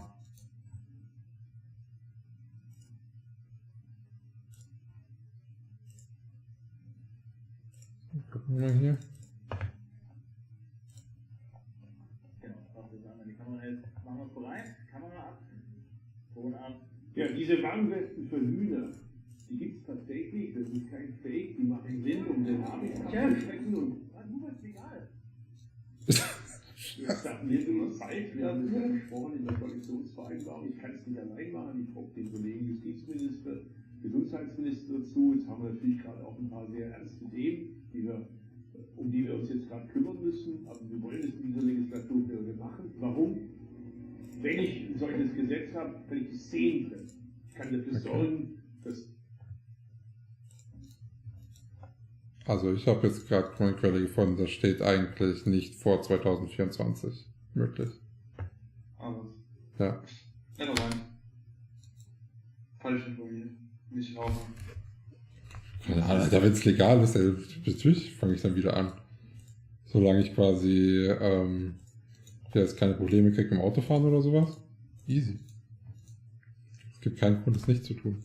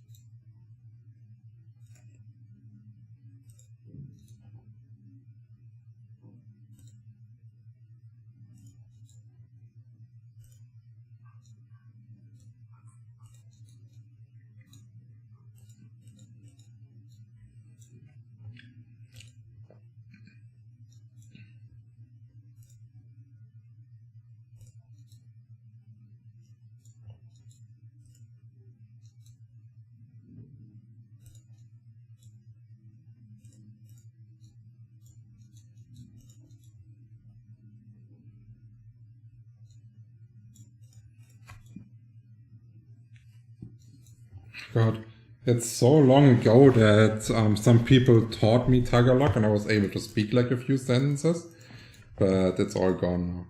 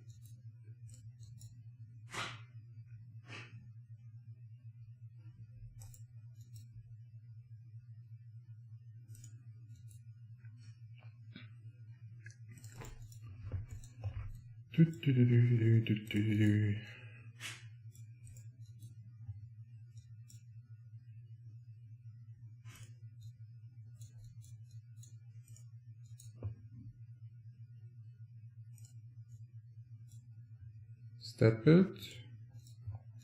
It's full strength, plus 10, 10, bloody yo-yo, plus 18 to 15 jewelry, a plus 8 set with 28% attack.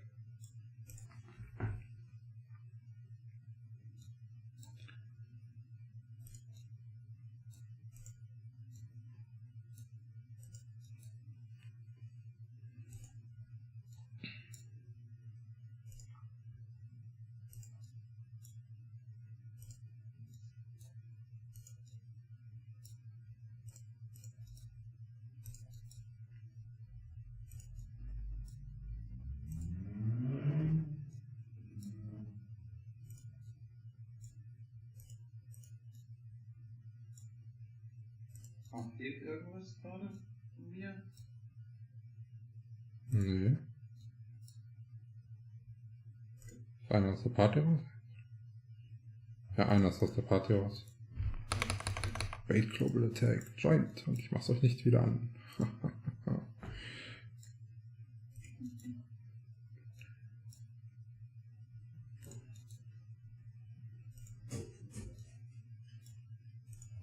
Yeah, but full strength is not a good yo-yo jester build. It's not. Like, if you want to go full strength, you need to have the late game gear. You need to have all your items fully dex statted, a dex cloak, and the ringmaster with at least plus 15, plus 16 buffs. Otherwise it's not working. And for leveling you always have to use crit damage potion, crit chance potion and stuff like this to make it work.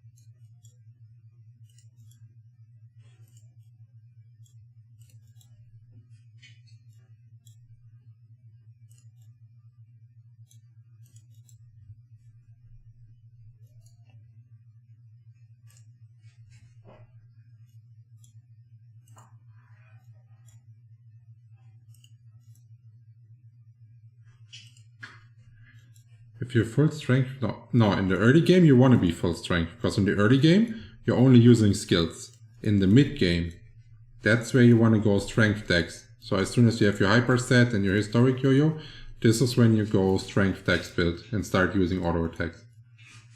In the early game, full strength.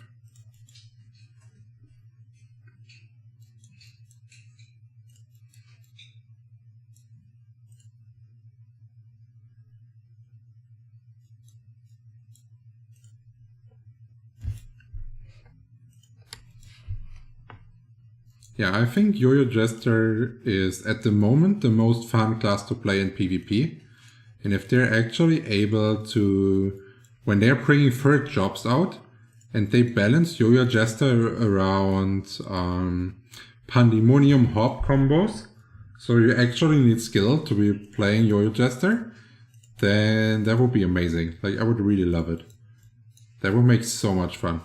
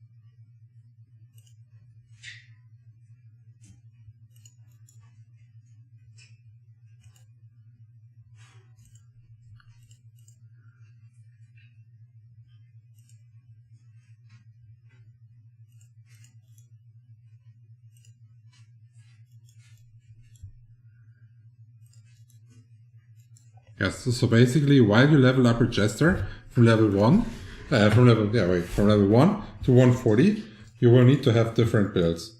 Probably like 4 or 5 different builds in the meanwhile. If you want your stat build to be perfect and bring the most damage output.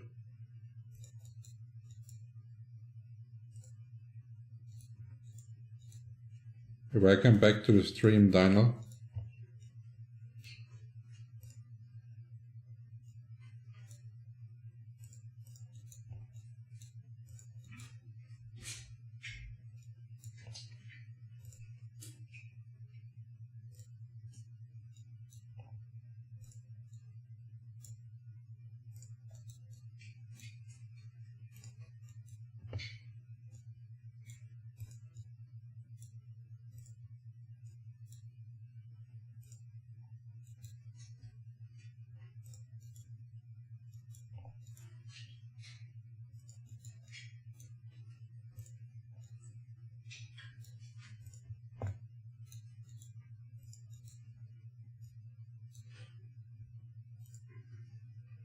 Oh, is that the dude that's on rank 1? At the giant hunting event, huh? That Croc FR is Jester. Okay.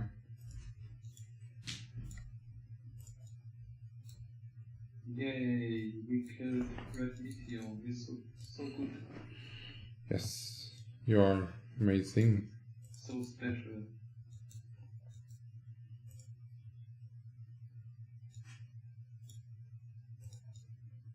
Amazing.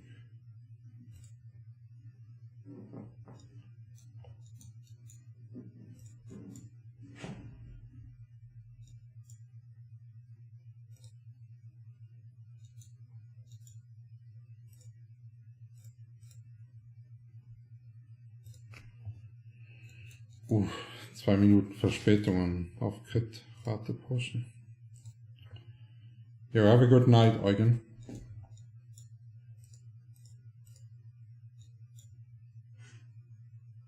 What's the difference between Plate and Jester? Okay, so actually both of them use two one-handed weapons by the looks of it, but for some reason the yo-yo is a two-handed weapon and you only have to buy one, while the axes are a single-handed weapon and you have to buy two.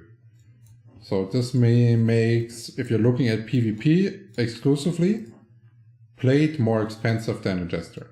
Then the Jester was counted as a melee, is now changed to be a ranged class in Flyff universe, and is actually a bit ranged, as you can see right here. Compared to the Blade, it has to fully go.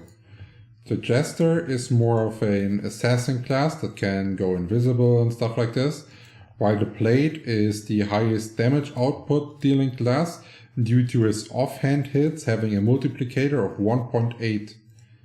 And this makes the Blade damage so inconsistent, but also so high crits in total.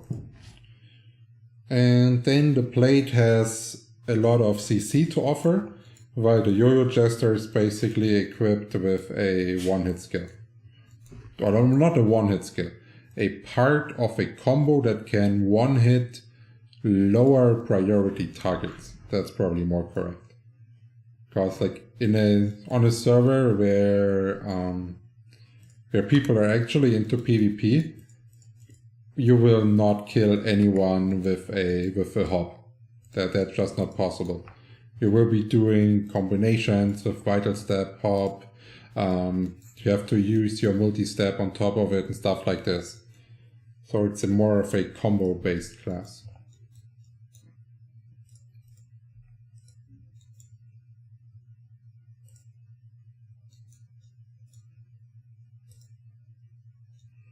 Ja, ich würde sagen, nach denen hier gehen wir runter, oder?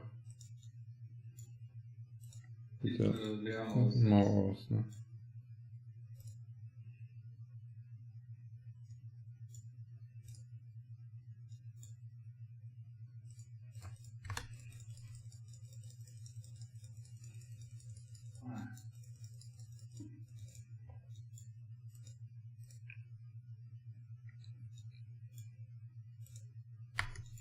There's also a playlist on the channel that you can take a look at after the stream that shows exactly why people are picking which class. What are like the downsides or the benefits of the classes. It's a little outdated, but the general idea is still existing in the videos.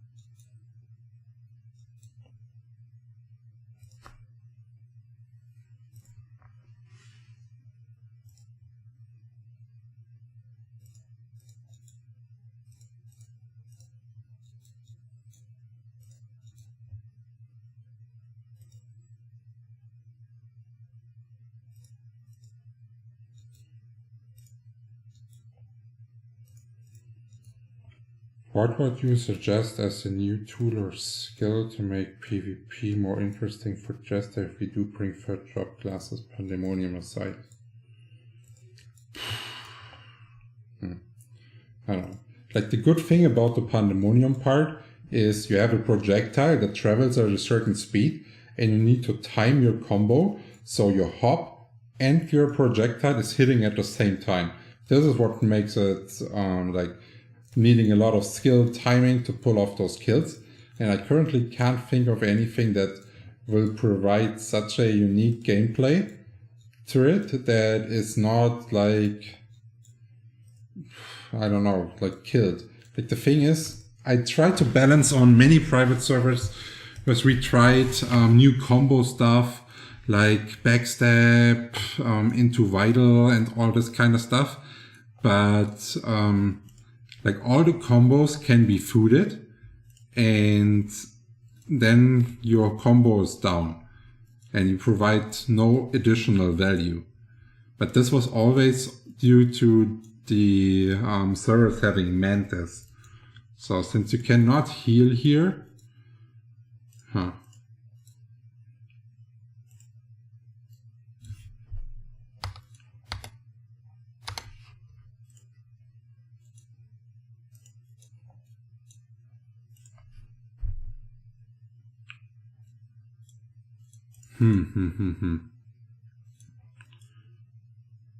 So something we did that actually worked pretty well was something that's almost like applying a mark in other games.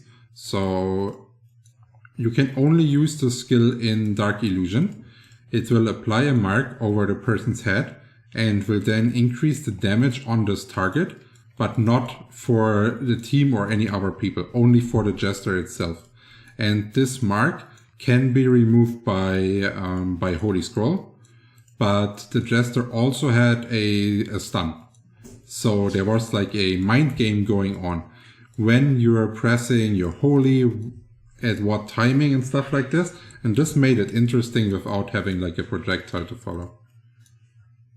But I would still love the Pandemonium balance, because this actually gives Jester the ability to be played more solo, but still you can still play it with like a HC hop combination, and it's easy for other players to outplay it because the projectile is visible and they know it's following you. And for you, it's like the skill to outwalk, outmaneuver them, and try to get everything to land.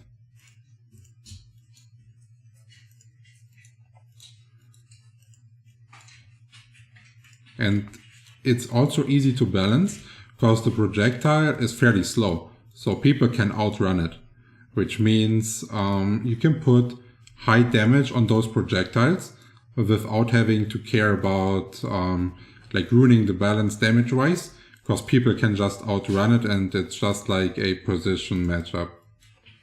It's not like bombs where you just fucked if people cast it on you.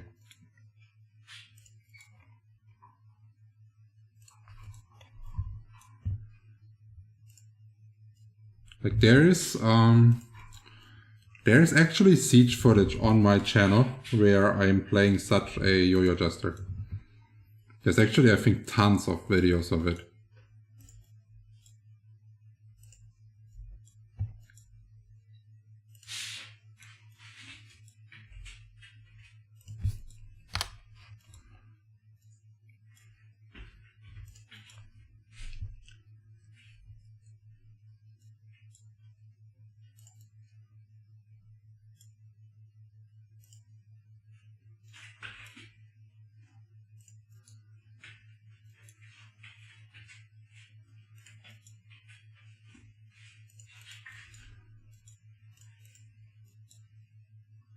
It's Stellar, Flyff, Yo-Yo Jester point of view, Guild Siege videos.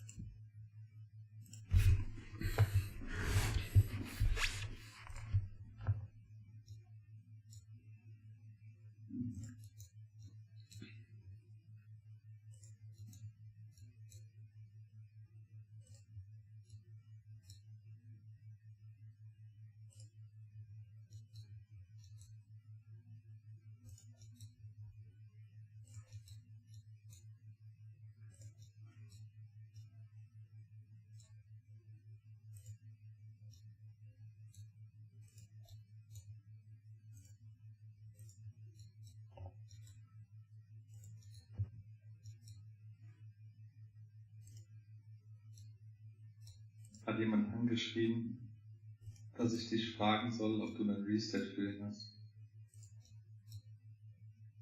Hä? Genau, das hatte ich auch bitte. Wer ist das? Oder der Bildposter. Achso. Gebrochen im Englisch.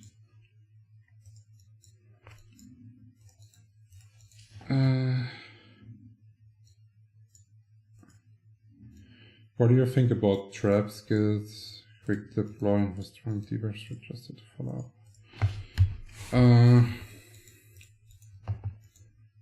I have tested it before to drop bombs on the ground on a server, but it didn't work well.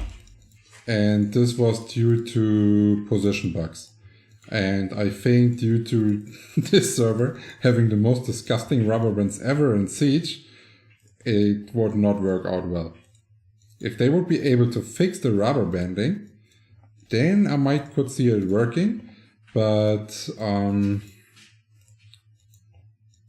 like putting traps on the ground while we already have like a corner matter, will probably start to keep people even more stuck in their corner and provide a less speedy way to play.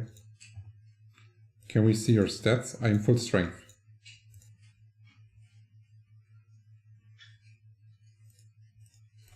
Yeah, you can. I think I've tested about almost any balance you can think of.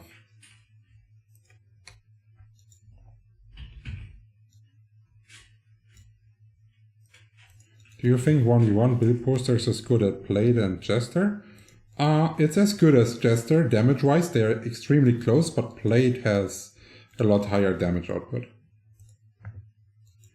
But since build poster and Jester are at like equal damage, I think build poster has an advantage. Because build poster has the stun that he can proc with his auto attacks. So if this is like what you choose, same damage, but one person can basically stun on their auto attacks, yeah, you definitely go for the class that has the stun, right? You know what would be interesting? On stuff like video, if a build poster with a Ringmaster or a video Jester with a Ringmaster is more DPS. Jester. Jester, right? I would recommend as well. But like for example, if they are now introducing new piercings or whatever, I don't know what the piercings look like, but if the piercings allow, for example, a build poster to get 100% crit rate, while the Jester is only getting like a slight increase, like all the classes that are at the moment not at like naturally 100% crit rate, will have a significant boost over classes like a Jester. So then if they patch like this and the piercings are doing something like this, they definitely have to roll a balance patch alongside. So I really hope that they are considering evening out PvE balance a bit more. So like I think a difference of between like 15% of the highest character and 15% less damage than the lowest character on the tier list is acceptable if there's a reason why. So for example, like the lowest should be Ranger because it can abuse its range to its advantage. So like if a Jester would deal 15% less damage than the Plate, then I think that would make sense. If the gap is too big, I don't know. Then people start like rolling their class and start playing a class just cause they want to have like the highest damage and not cause they enjoy it. And if you provoke a playstyle like this as a publisher, you will have people that tend to quit the game way more often and way faster.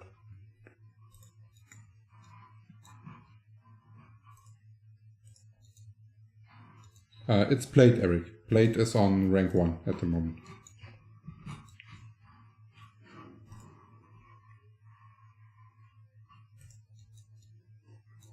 But it was also possible to get Clockwork's weapon skin boxes and stuff with our class. Like at the World Boss event, for example, I got multiple boxes with a Jester.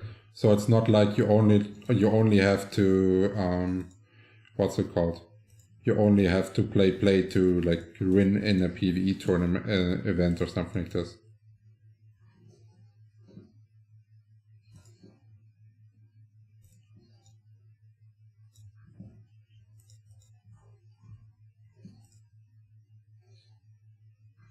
But the DPS differences were much bigger in the past, right? Sorry, what? DPS differences were much bigger in the past. Yes, a lot bigger. I don't remember exact values, but I think when I stopped playing, Plate was able to deal 3 times as much damage than a fully maxed ranger. Nice. The difference was insane. It was almost retarded to play a ranger. But I was Plate, so I don't care. not joking. Like it was really bad. On Flyff PC. Yeah, it was extremely bad. And they did nothing about it. And same with PvP balancing. Like they ruined it. Like the first thing they fucked up was Uriel Soup, which would give you 50% MP, and this power up was extremely easy to obtain in an event, and people duped the shit out of this item, so there's still like accounts around that have them stacked for sure. And yeah, imagine like having a 50% MP power up for free. That costs almost nothing. And then the next part they fucked up is Elden's Jar. That was also really bad. What actually saved this high health playstyle a little was the one-hit rune they added to Baruna. That actually helped the game, even though I would have never fought it. That was decently. And yeah.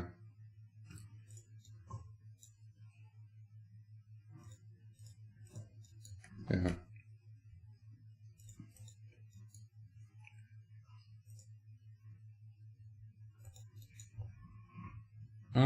Yes, but there was still a bunch of blades that were using the wand exploit to play PvP, so they have the range attack, what's it called, value.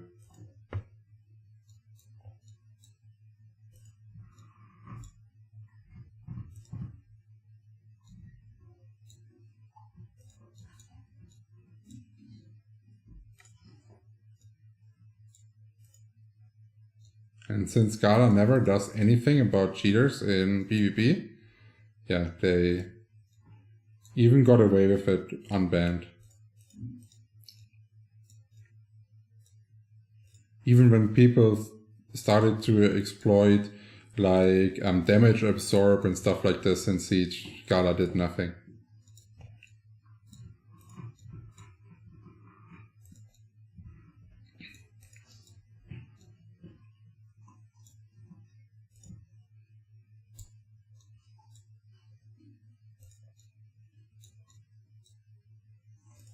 Fast schon wieder Zeit runterzugehen, ne?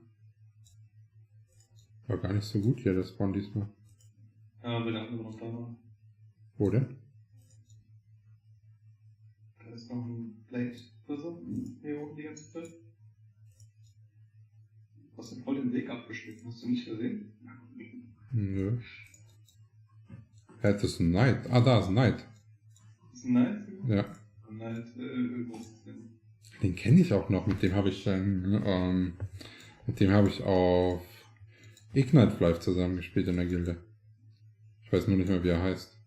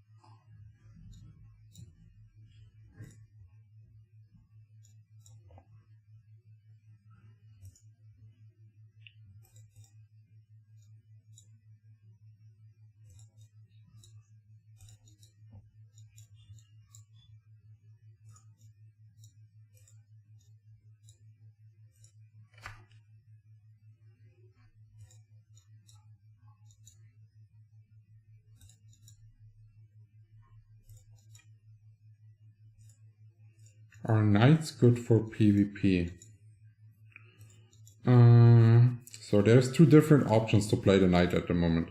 You can either be full tank, like full tank, two-handed weapon providing a shit ton of CC, and this can help your team a lot. If you soak damage, provide CC, lock down targets, this is really valuable. But you should only have a max of one of those knights per siege lineup. If you have more, it starts to become clunky and bad, because if two of those knights are down there and the other guilds are smart, they will not kill them. And your kill potential will be just below 0, because you only have to have 3 damage dealers down there. If you then already also have like a ringmaster down there, yeah, your kill potential is pretty darn low. But the sword and shield knight, I think it's at the place where it belongs, because at the moment you can get a decent amount of damage on a Sword of Shield Knight while being extremely tanky. So he can deal about 10k auto attack hits while sitting at 60k health without a gear switch. And this ratio is ridiculous, so I don't mind that they get blocked a shit ton. Can you hit me like 50 potions for the last 5 minutes? Right. I ran out. Dropped. Thank you.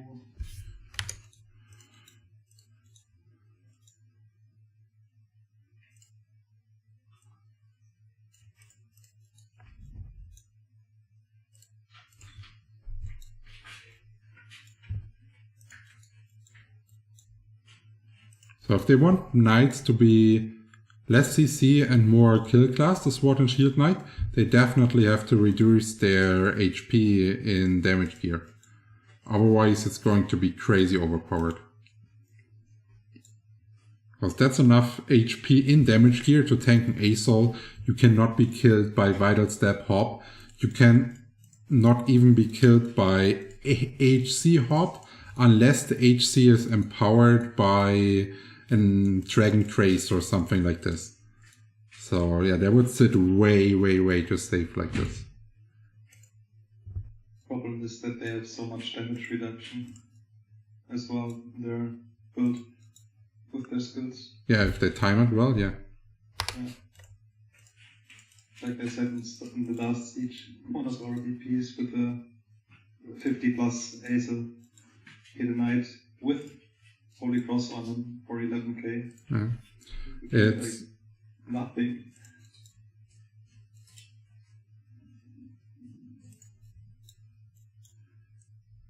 It's always hard to balance knights if you want to allow multiple different playstyles. Because then you have to work with like, what's it called? Downside buffs. So basically, like the block penetration buff is then giving like HP minus or something like this. And it has to be so good that the class is basically not playable if you don't use it.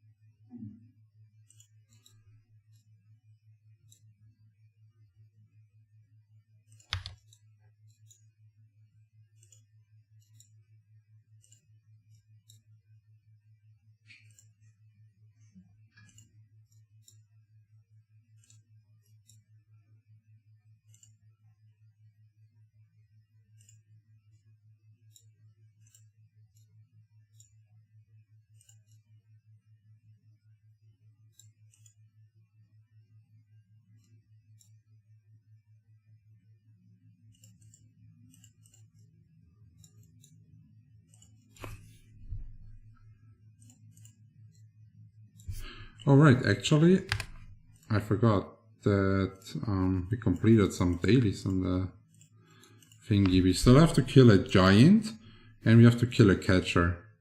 And I was so dumb, like this daily quest caught me off guard because I actually sold my collector +5 and I had to make a new one yesterday.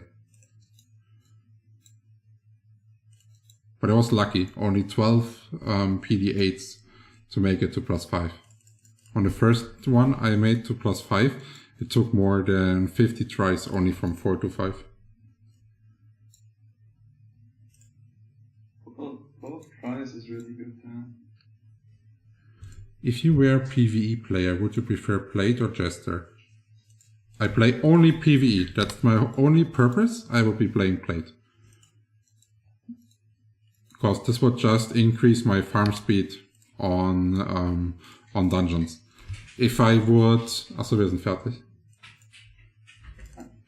If I would need like a farming class to provide money and farm over time, I would be playing Jester. Because it's more consistent damage.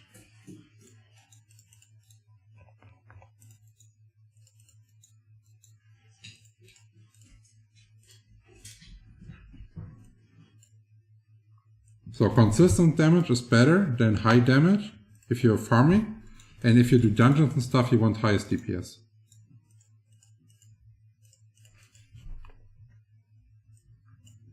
But in general you should always play the class you enjoy, because otherwise you will just end up quitting and not enjoying the game. Gut, ich muss schreien. Danke dir. Viel Erfolg noch bei deinem Level ab. 7,5 oder sowas. Ja, mal gucken, ob es heute noch geht. Jo, hau rein, bis morgen. Tschüssi, viel Spaß im Stream.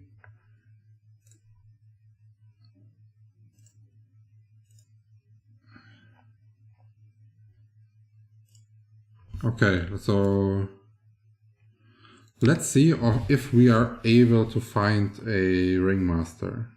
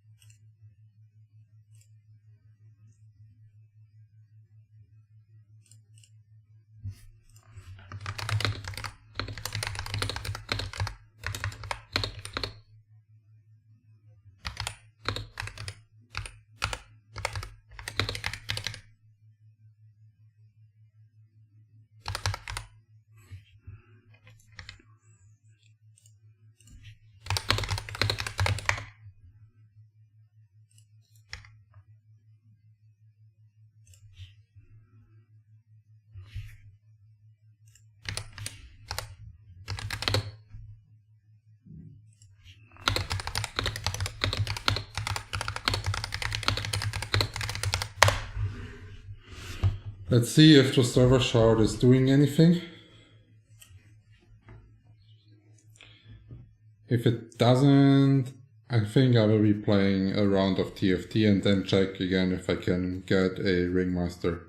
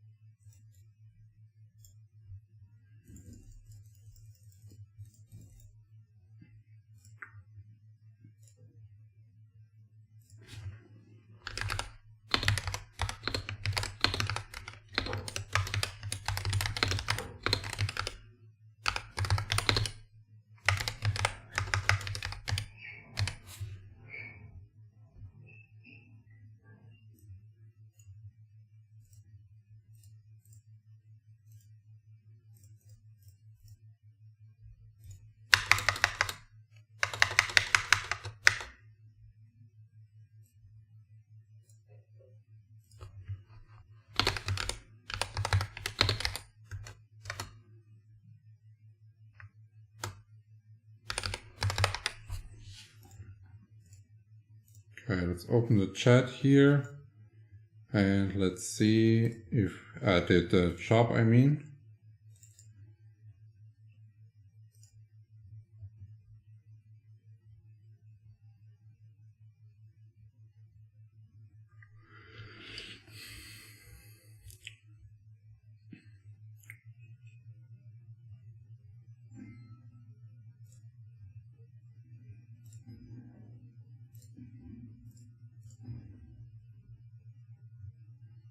But doesn't matter. I also wanted to do master on TFT because I definitely don't have the time to push for challenger this season if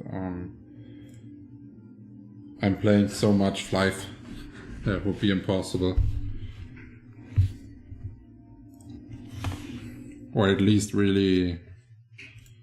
Yeah, no, it's impossible.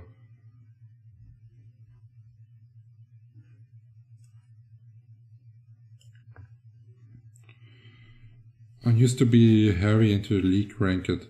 Yeah, I think TFT is a good way if you enjoy a league, but you're too old like I am. I'm 30.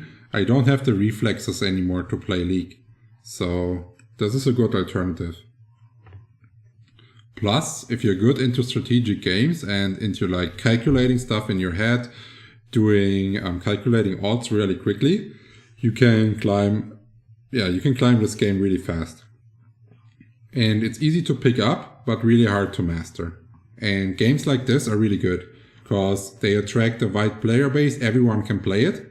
But like if you want to become good at it, you need to put a decent amount of time in and understanding the game. And most importantly, adapt really fast to all the patches they are doing. Because they're doing patches on a 2-week basis. And every patch can basically change the whole meta. So if you don't have a lot of time and you want to be in Challenger in TFT, then you can definitely not play a second game. Because adapting to the patches takes a lot of practice.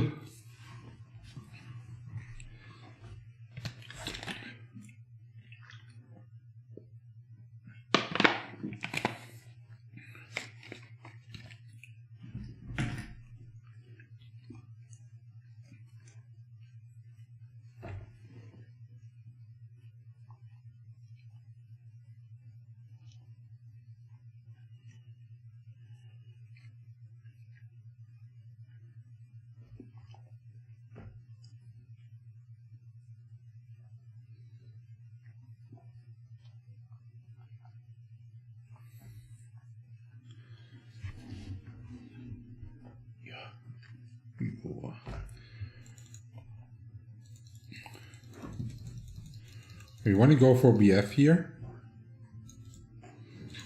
And as you see right here, if you're going straight for an item, you will lose. So the trick is starting beneath the bubble and then jump in. This way you will always go and win the item versus the people that don't know how to do it. And in Diamond, there's still a lot of people that don't know how to carousel.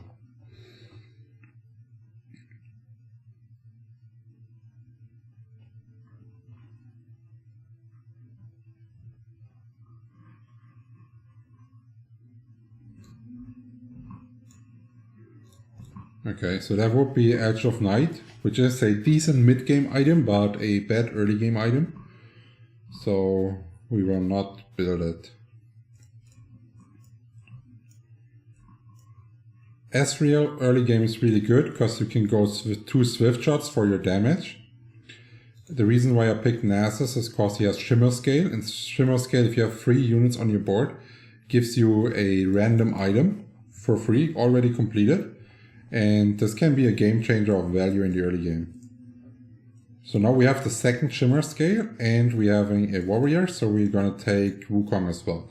Those are warrior pair, that's the Bruiser Shimmer scale setup. And depending on what we're getting, we can choose then.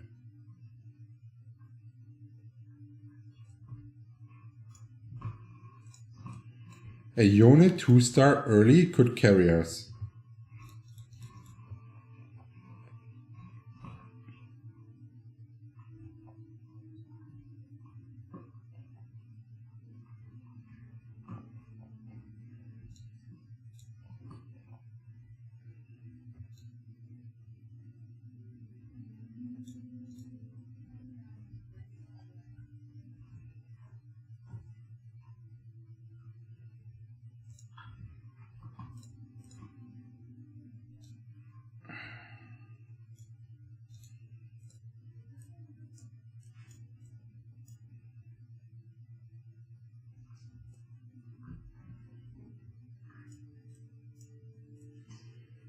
Okay, Primal West early is not good.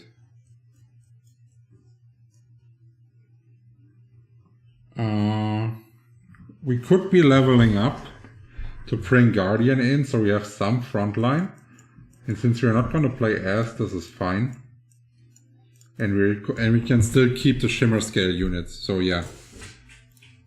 That's the play. We want him in the backline, so he doesn't receive immediate damage, since he is our only win condition. And we actually need attack speed on him to be, yeah, to be decently working. This is a really good S item because he's a wise long, so he can stack the Archangel with ultimate scaling on AP. And to win this fight, we would have actually had to set up our team on the left side. We would have had enough damage, but Yone had to be on the right side right here. But at the moment we don't know who we're actually fighting against.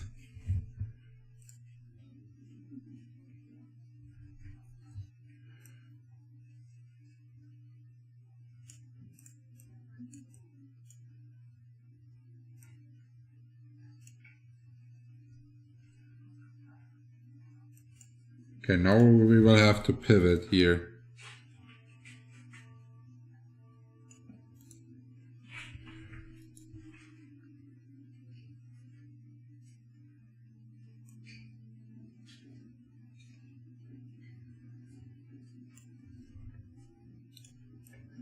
Kaiser early is just too good.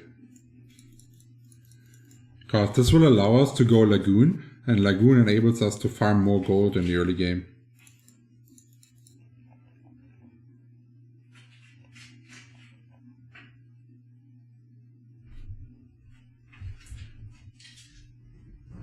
If you were making a single target PvP character, would you choose PP or Plate? If you're making an AoE PvE character, would you choose PP or Knight? AoE PvE character, I would probably be playing Plate, and single target, PvP, I would also be playing,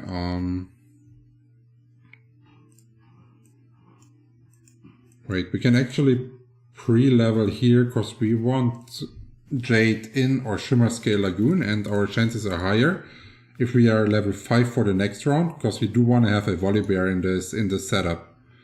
We will need Volibear and another Lagoon. Then our level 6 gameplay in early game is fixed. For 1v1 played 50 star rest strength, which is better to use? 135 set plus 10 or 120 set plus 10? For a 1v1 Knight, you're using the 135 set no matter what your stats are, because the 120 set is an AoE set, it's not a 1v1 set.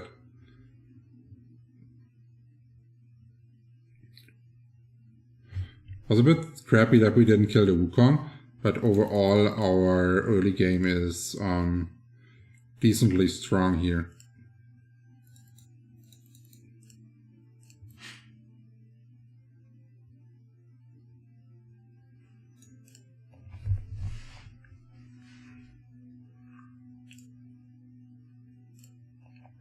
Since we got Pandora's Bench, it doesn't really matter what kind of item we are picking. It's more important that we are picking a high gold cost unit.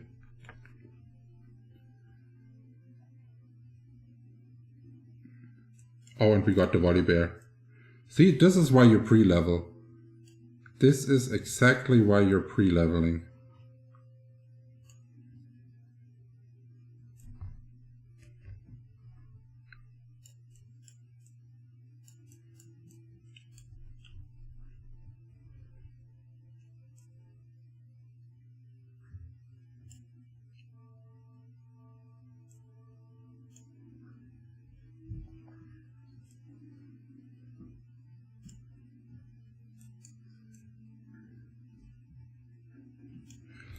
So now we really need to know actually what class we're going to play. We have no real direction yet at the moment.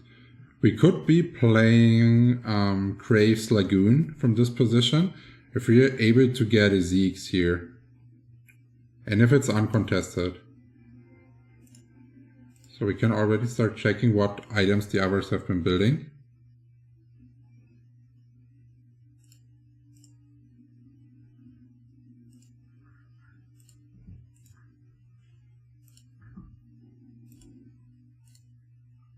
Okay, everyone is going AP besides this guy. This looks like Jade Whisperer at the moment from the itemization path. So this would be our fit here. The Malphite on level 6. This is what we need. The rest we don't need.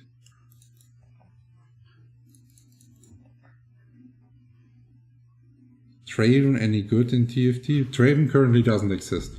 There's not all champions in TFT available. They have different sets, and depending on what set is being released, there's different league champions available. But when Traven was available, like a couple sets ago, it was by far the best AD carry.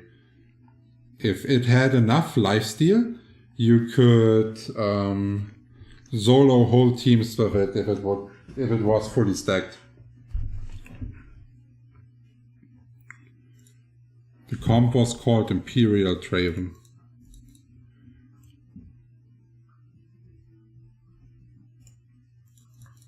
We want to keep this BF, because if we keep it on the bench, it's obviously rerolling, and we need this to build a Zeeks here.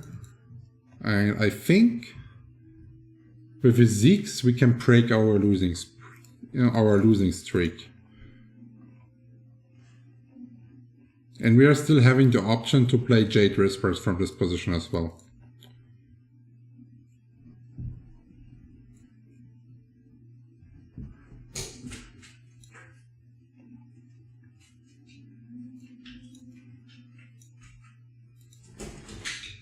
A Dark Flight Swain.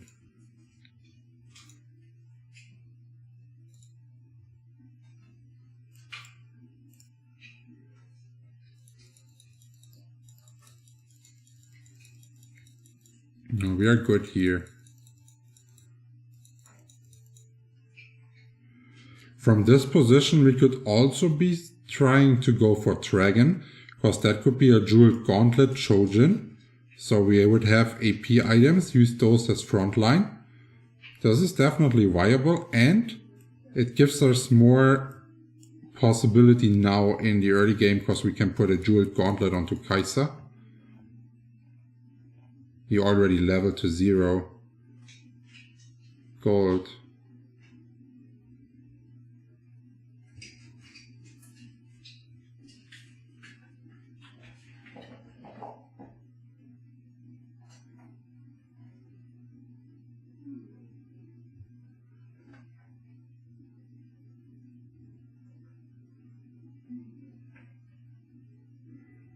Or the Kai'Sa at least could have died, that would have saved us 2 HP.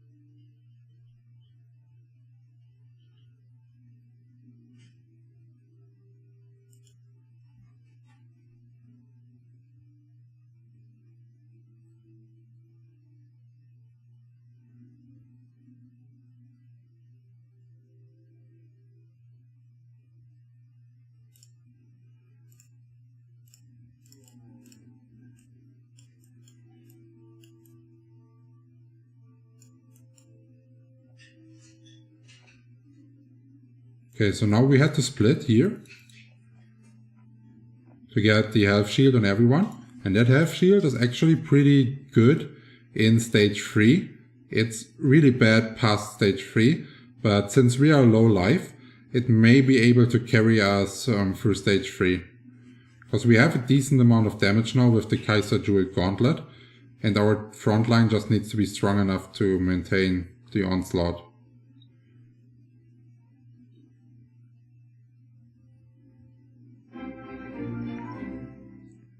Thank you very much for the subscription, Miko. What level of the Battle Pass have you unlocked so far? I unlocked so far level 1.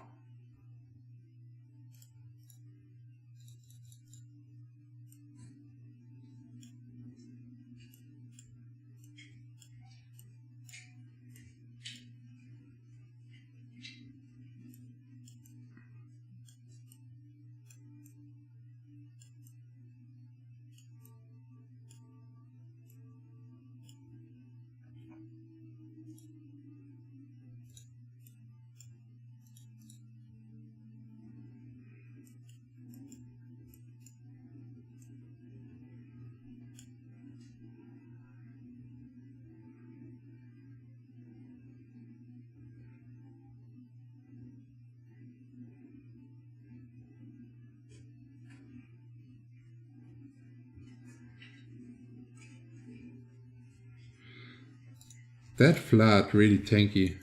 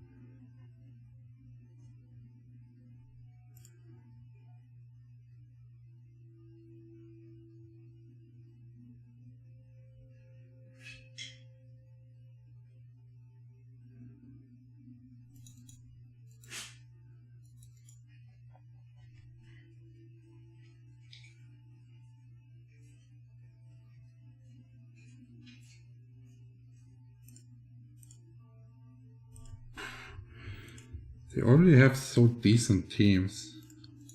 We have low rolled this game so hard.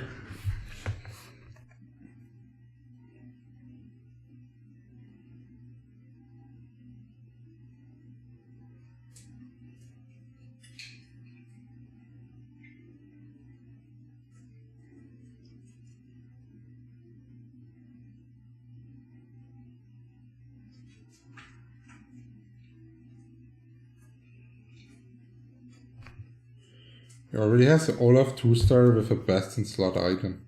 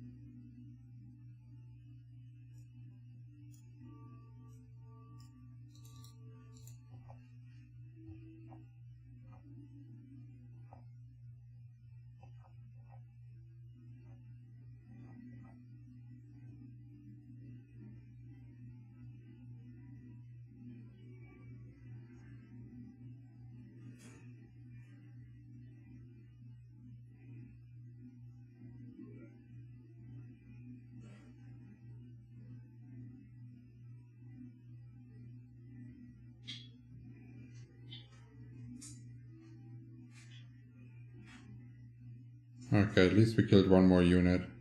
That's a decent loss. We can keep our loose streak into the neutrals, and then we just have to pray we are hitting something to stabilize.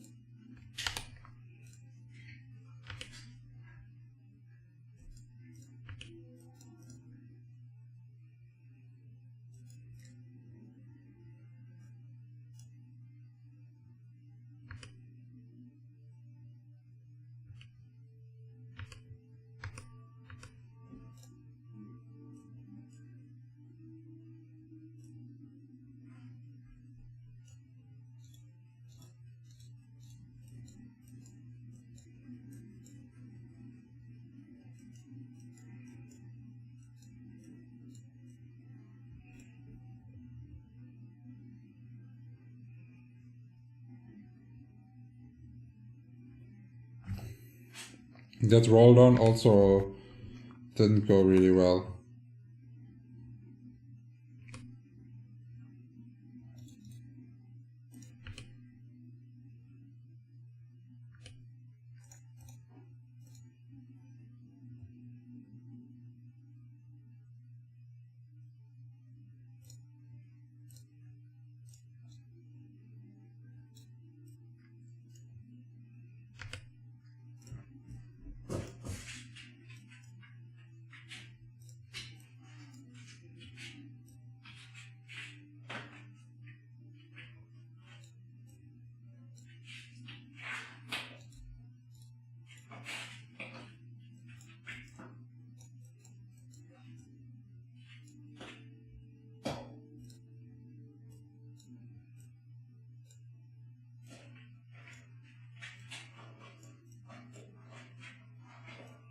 Okay, we need this to be a belt.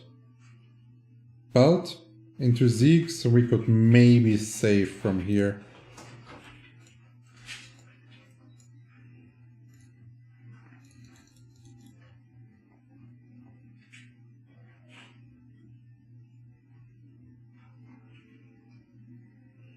Because we don't have the attack speed we need on the Graves, so the Graves can pop off. That's our issue.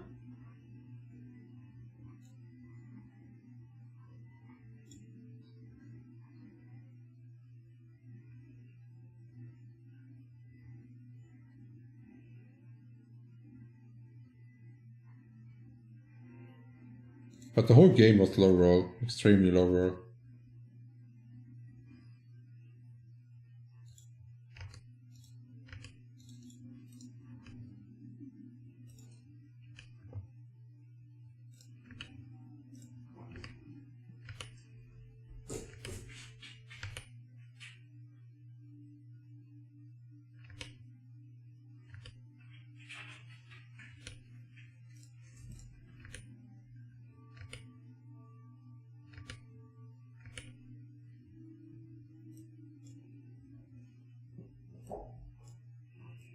So we're even having 3 pairs, this is just a holder unit.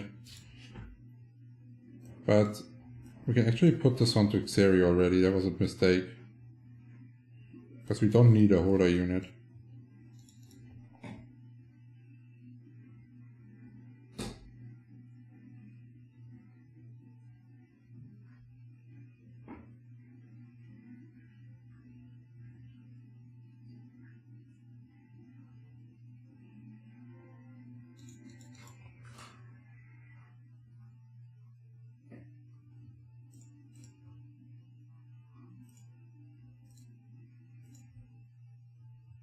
God, I don't want to level without Ringmaster.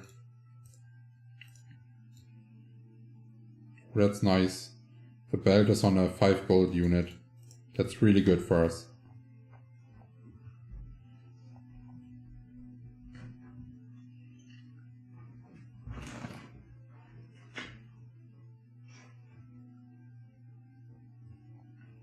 It's not over yet. So if you're in a position like this in a game, people tend to tilt and then start making wrong decisions. So for example here, we are fucked, right? Like if you want to climb the game at positions like this, you realize, okay, I have a problem, right? And what you want to do is what I just did. You roll down to 0, even though this means you will never win the game. So like rolling down to 0 here means I know I'm not gonna win the game. That's literally what it means. But by this I can get maybe a 6th place instead of an 8th place and lose a lot less LP. And by losing less LP, I am then able to like climb my way up into Challenger way easier. So it's not this game is not about winning. This game sometimes is actually about minimizing your loss. So we're having a belt holder. We want to get another Zeeks if possible.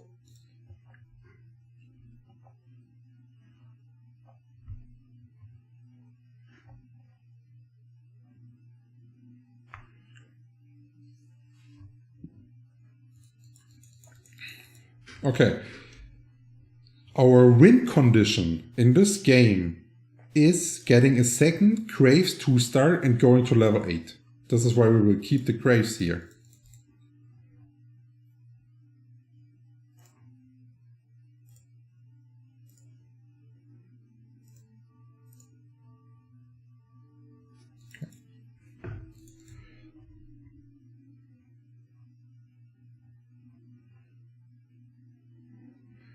Backline Karma. She's only a 1 gold unit. She only costs 3 gold. But if she's untouched, even though she's a low unit, she provides so much value and a lot of players overlook her. She's really good.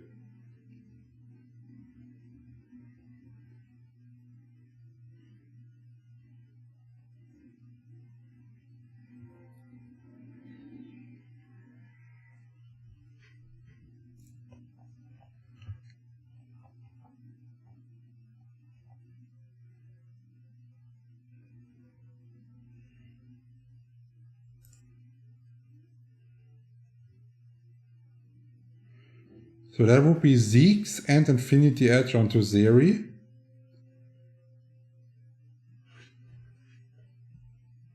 We don't have a lot of gold and we got our main item that we were looking for. And this is the Zeke's. So I guess this is fine. And yeah, it's not gonna hurt if it's on Zeri, right?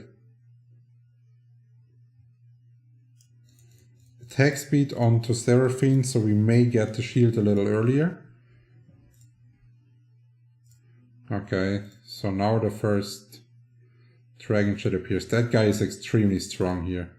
And he just got Radiant. Okay. I know how we need to position now after the scouting.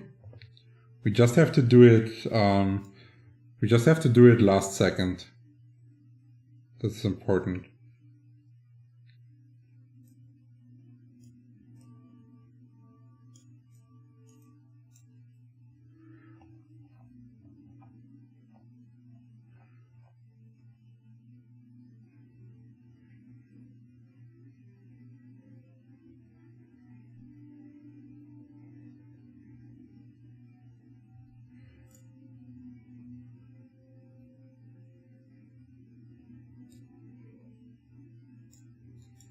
Or Reforger.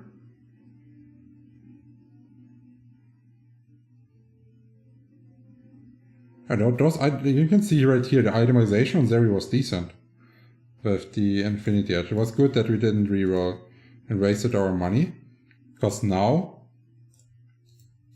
that's what I said. Like our win condition is trying to get to 8 and bring another Graves in.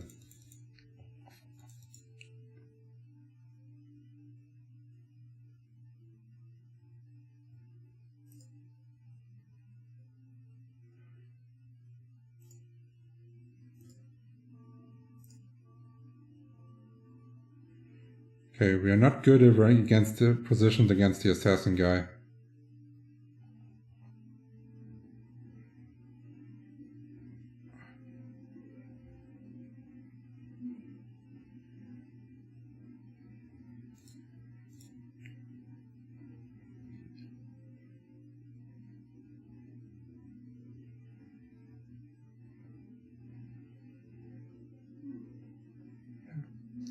I don't know, a lot of people don't build Giant Slayer onto Graves, but I think it's really good, because the 45% scales on the Cannoneer shots, so like you deal more damage, 45%, and that scales on your Cannoneer shot. I think it's pretty insane.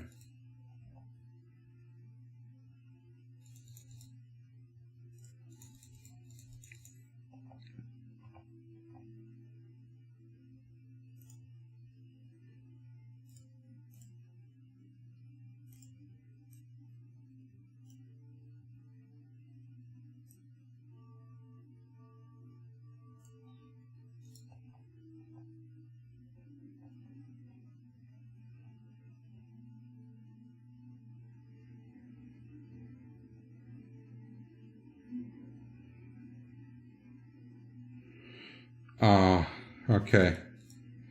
That was dumb. I actually thought, like my thought was, she was in Giant Slayer range. So let's line up my Graves exactly where she wants to jump.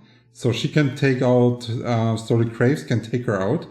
But this double Rabadon, so you will see it here, did so much damage.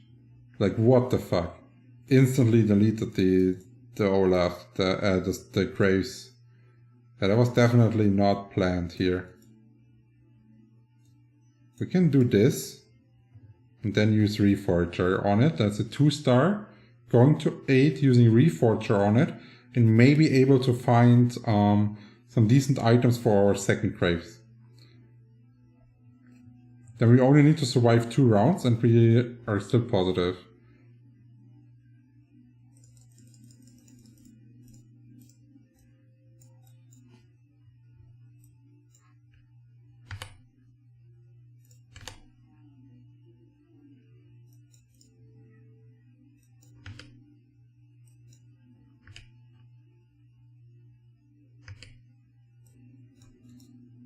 Okay, we could also be playing a Zoe here, but for sure we need to do this. Oof, Zeeks and Cavalier emblem is completely useless, but it provides some tankiness to the front line.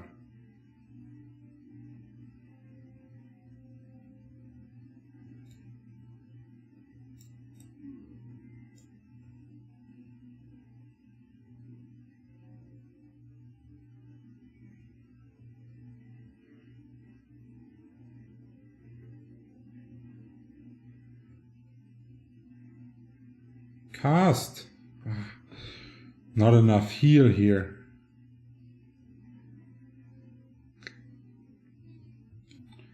Yeah, but still, like, we made the correct decision and turned a safe 8th into a 5th place.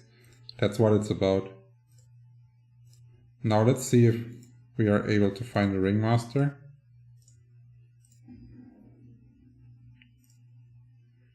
Because I actually don't want to play TFT. But I don't want to level without a Ringmaster, it feels so bad.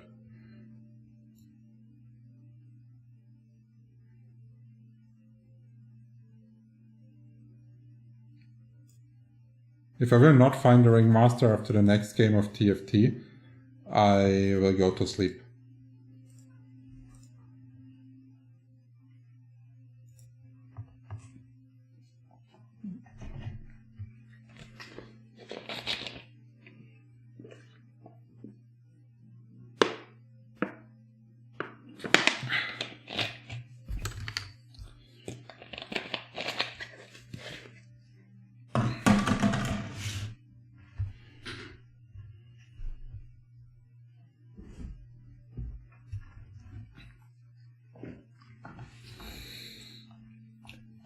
Kommst du ins Hallo sagen? Kommst du ins Hallo sagen? Lumi. Ja.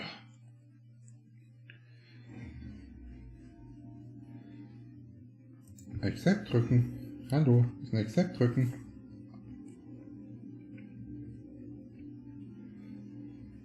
Ja.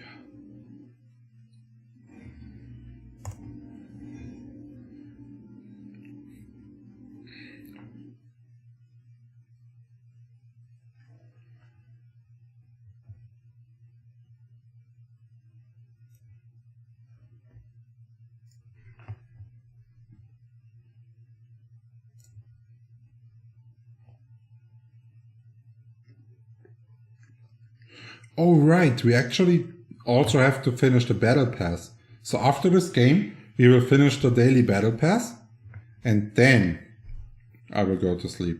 Unless we will find a Ringmaster. That's the plan.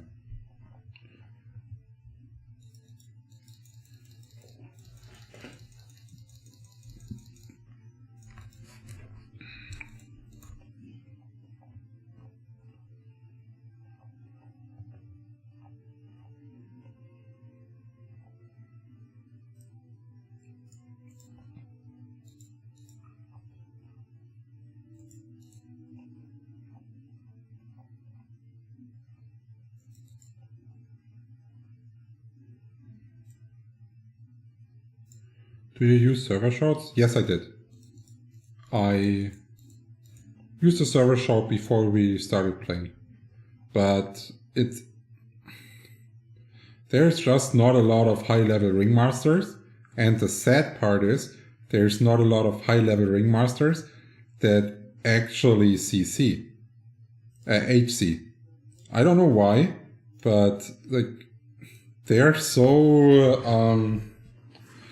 I don't know how to say it. Like they're so lazy, the ringmasters, that they don't want to support 1v1 and rather support AoE, where they are basically doing nothing besides following someone and pressing heal once in a while.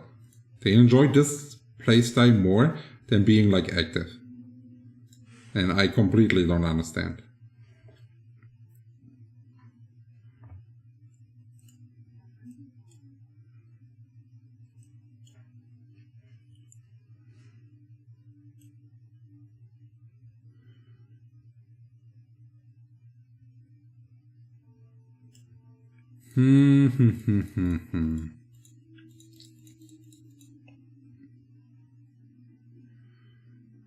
We could be going a Bruiser Astral Swift Shot start.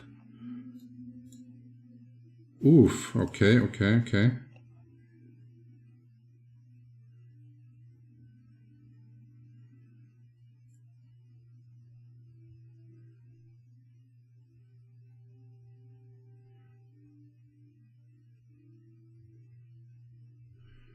Whew.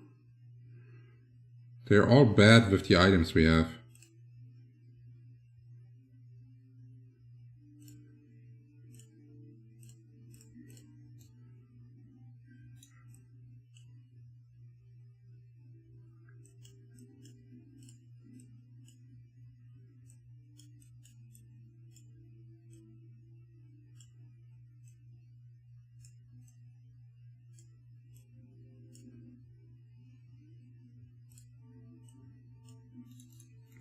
This is by far our best build, and on level 5 we can put in Lagoon to farm some money for the early game. That should be decent. And since she does magic damage and does auto attacks basically like all the champs, Thief's Glove is decently on her because it provides value to the tank due to the dodge, and she can scale on no matter what we are getting. Do you get country XP for HC? Yes, you will go contribution and the ringmaster will get a shit ton. So for example, like my ringmaster, when he levels, he gets about 12% an hour at level 131. So this is a lot at this level as a ringmaster.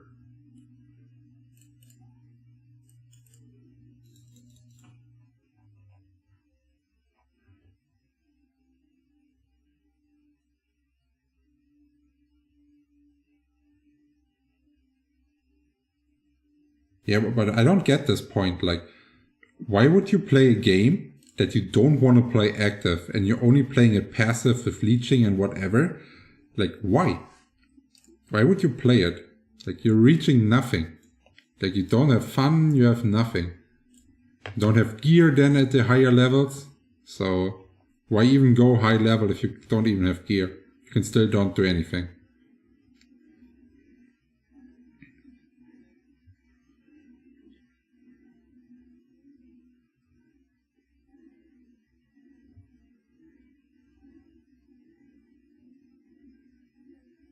That Sejuani's doing some work, huh?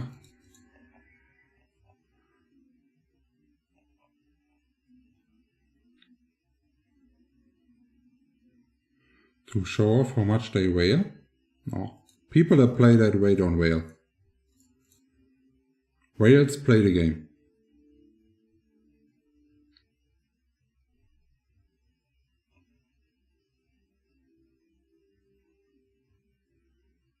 So we want to have Lagoon in and Dragonmancer.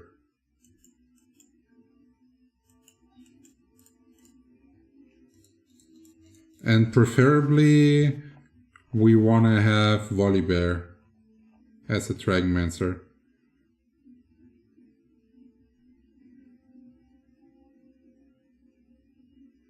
And in Carousel we are looking for Tyr, for Chojin on to Kaisa. then we should be able to go a dragon build, just a dragon AP build.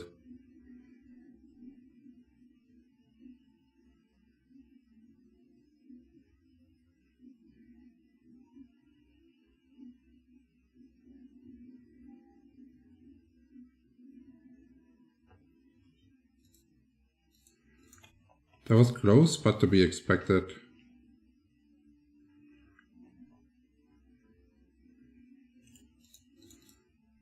So we are looking for tier. Tier is on a Knarr, 2 mana unit. We will either be 3rd or 4th in line. There's still BFs. People like BFs early. He's going for the tier, huh?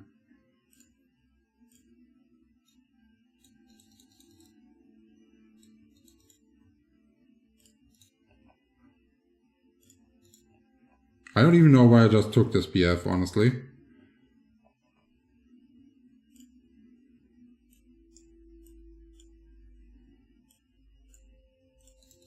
So we got a Lagoon now.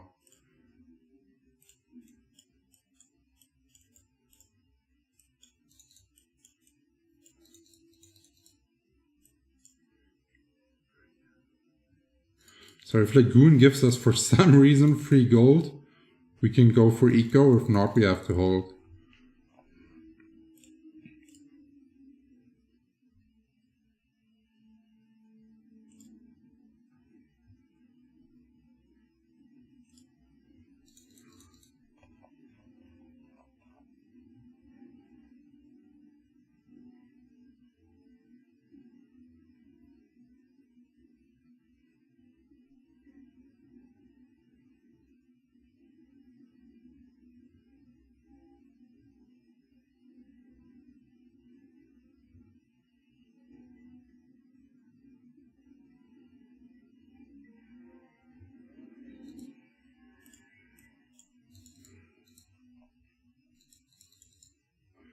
Better Kaiser wins, huh?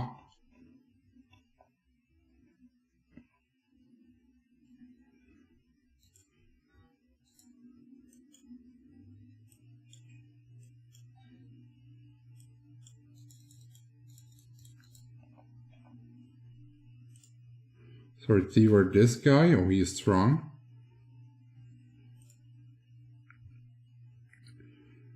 Okay, our chances of winning are slim here.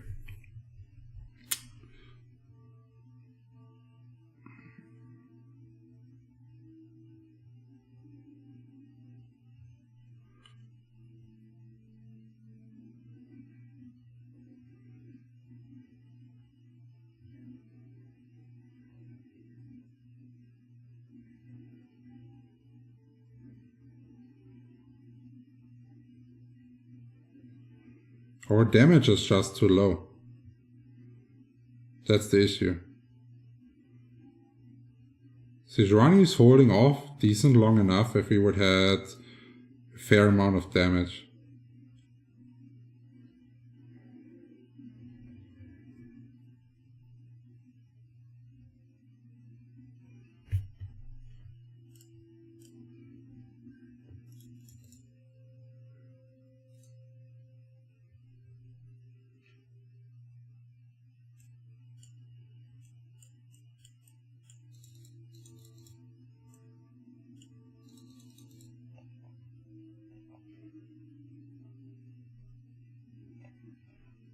Seraphine is also a not good unit in the early game.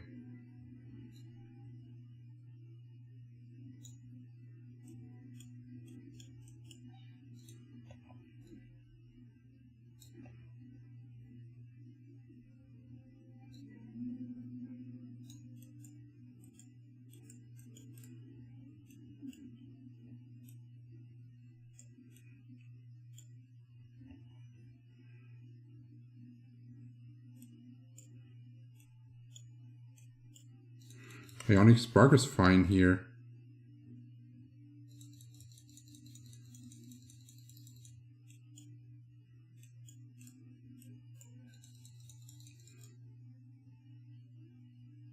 So this is Shojin and Infinity Edge.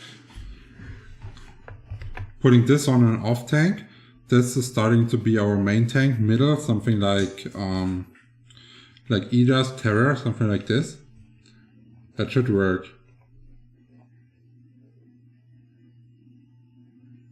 And the Giant Slayer is actually good versus the Siders. We are proccing the bonus damage.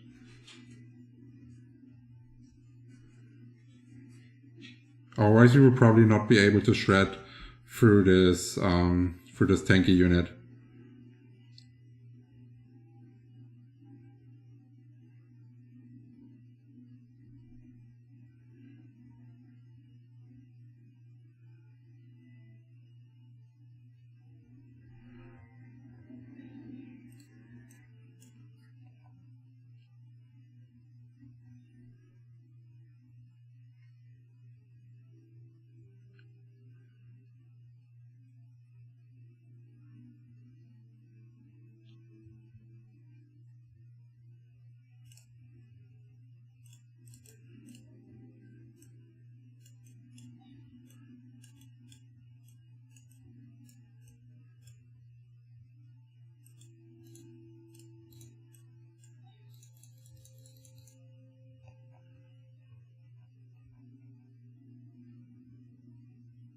This version cannot be sniped that easy.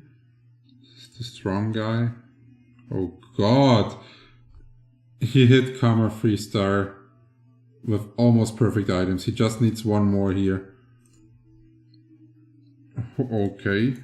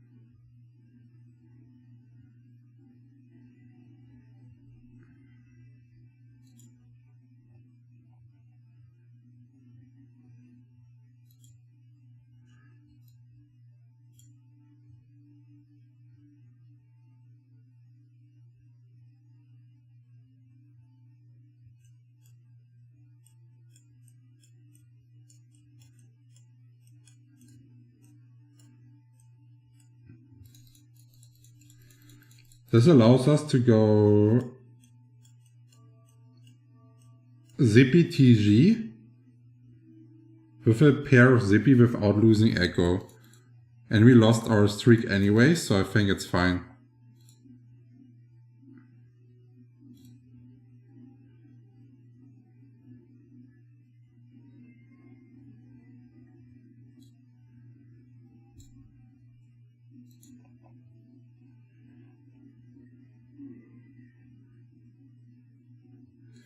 Does he have double trouble? No, he doesn't.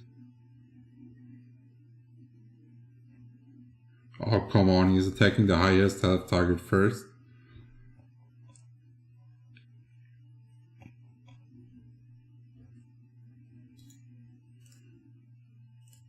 So we need crit or tier.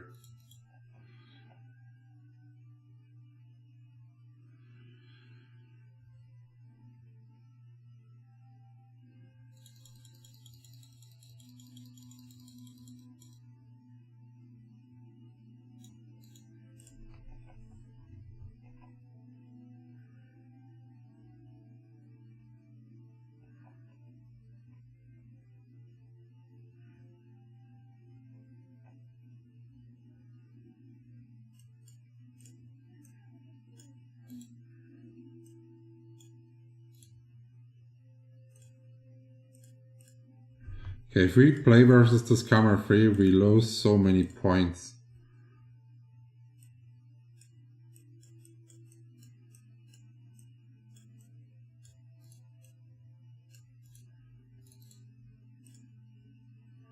Just want to go this way so we may be able to kill at least like the small shit he has.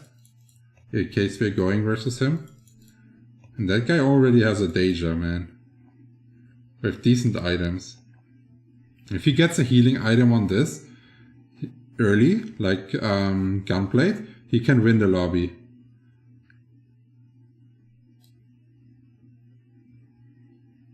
From the start.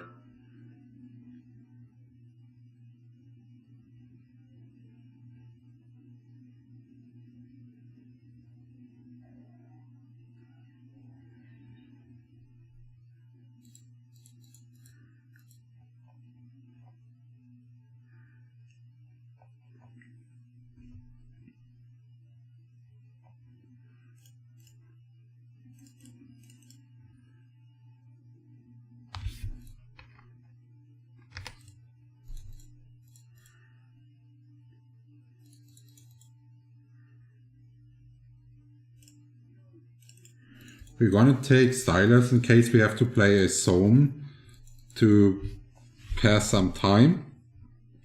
Because our board is extremely unstable.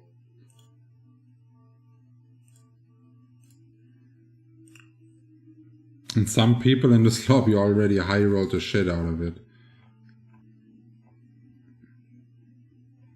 This guy is level 6 and basically already has his board completed. Only needs a Graves on 7, that's it. We don't even know what comp we're going to play.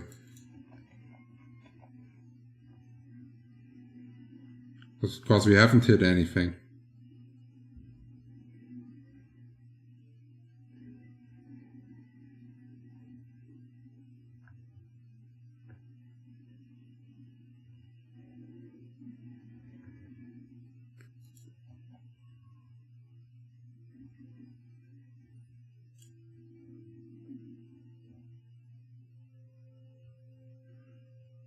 And the problem kinda is, our health and board says roll, our items say go for fast 8.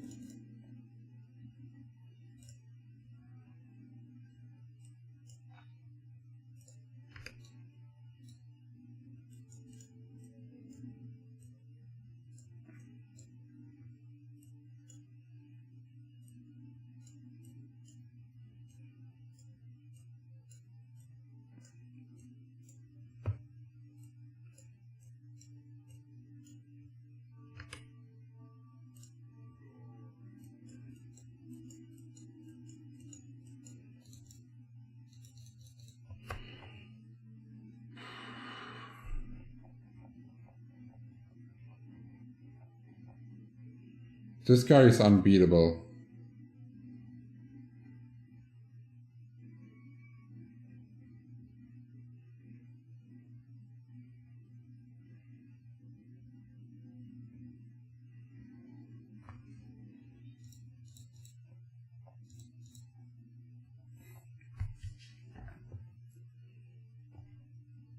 We are...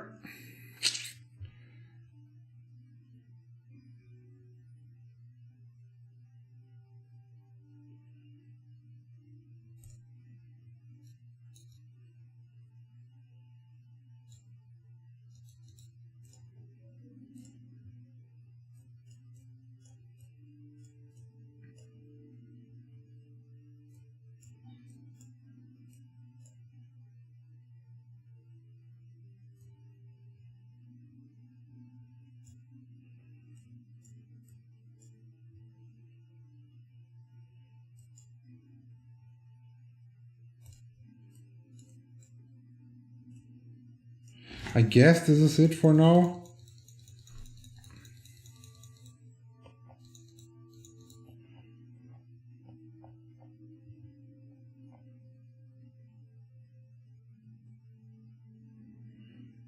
The damage difference is not relevant, it's actually the Holy Cross that makes the difference in amount of hits and stuff.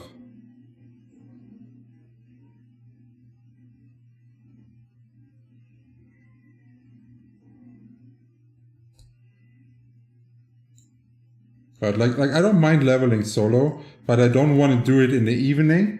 And like if I would have gotten a ringmaster and I would have been able to smoke hookah while leveling, it's fine. But yeah, I don't want to, I don't know, like do all the hustle now that I'm tired and the day was really long.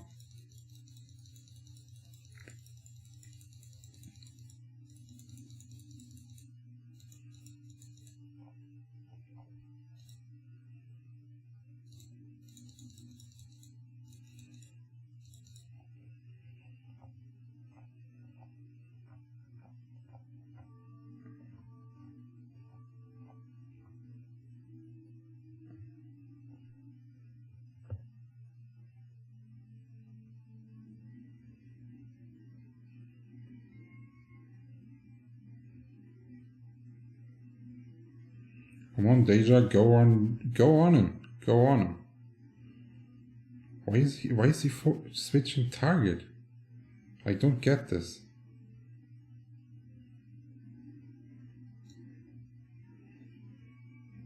But we actually managed to stabilize again quite well with the position by pivoting into Gillet from Dragon.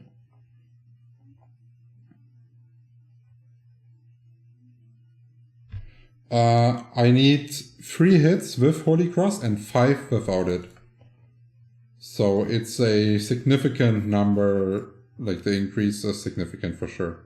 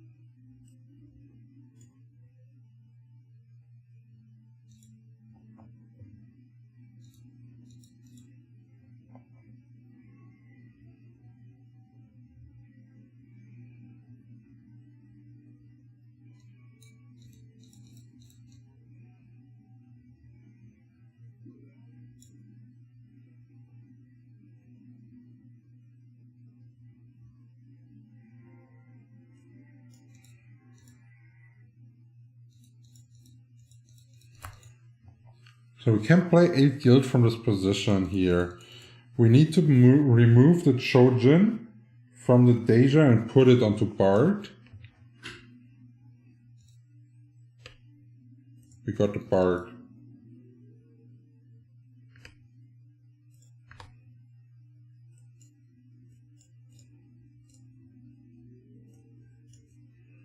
So we definitely need to be playing the Bard. We need a Sejuani, though.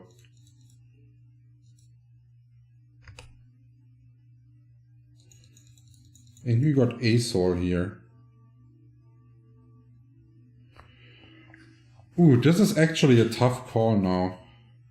Because do we want to stay Deja as tank or do we want to go Azor?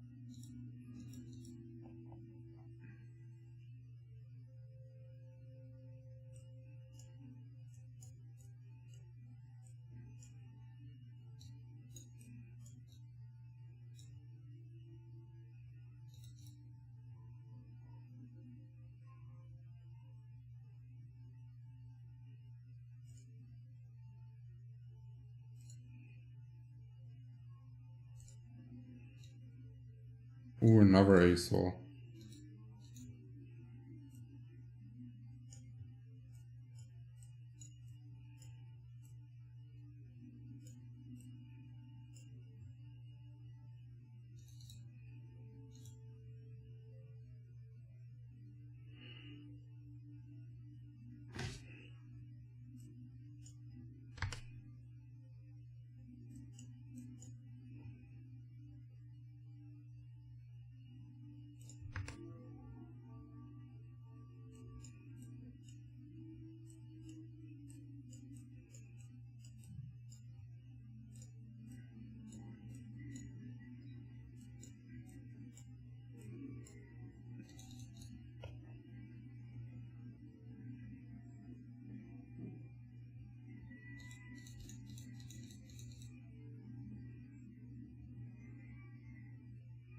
Yeah, that guy is most likely going to win the lobby.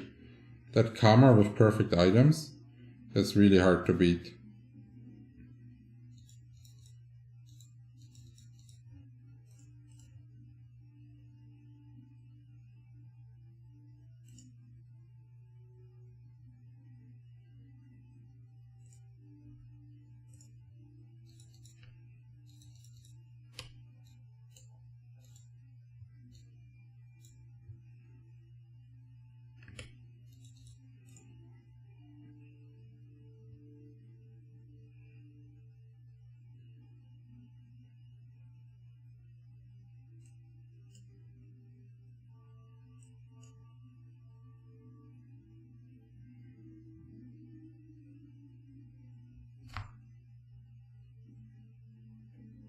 What the fuck just happened?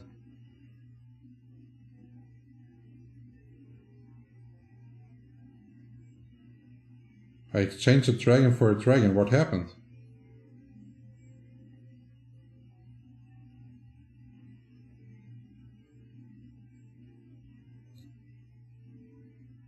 What happened? I don't get it.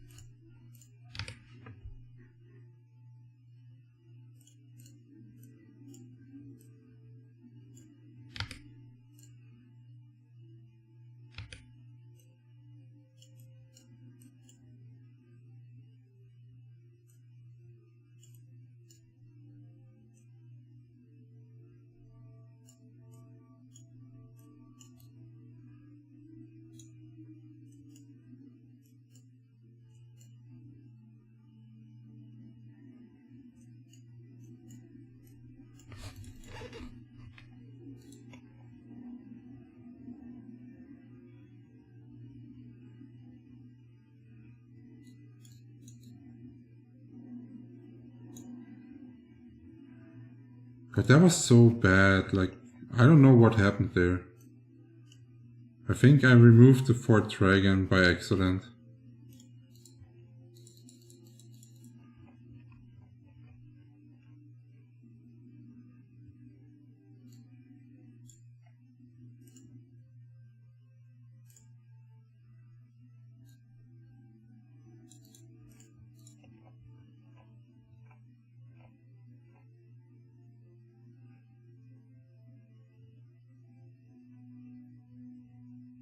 We need Terra.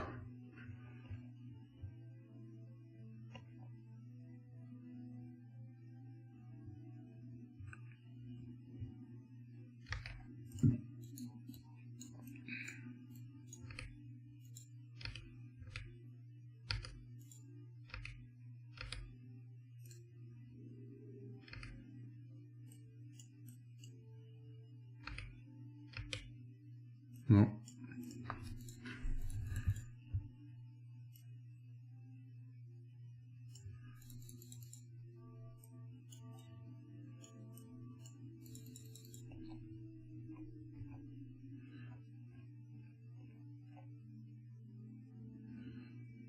Let's see, if we are actually casting on the origin, we win.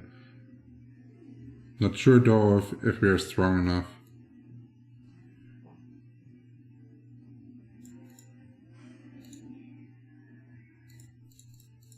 Okay, that Asol was clapping here.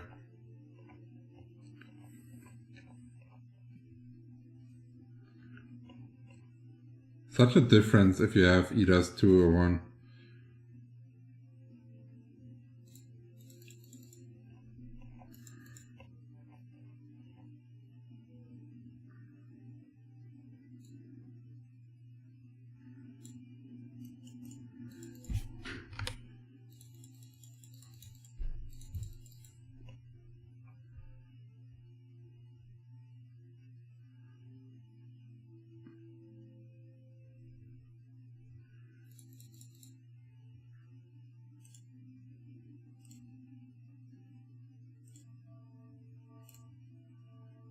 It sucks that we are group versus the karma guy.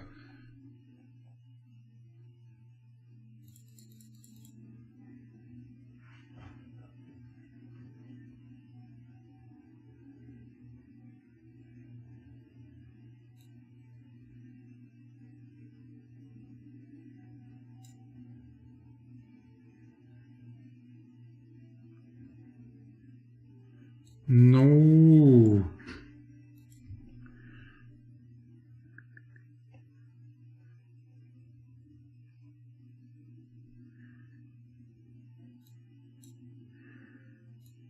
Shojin.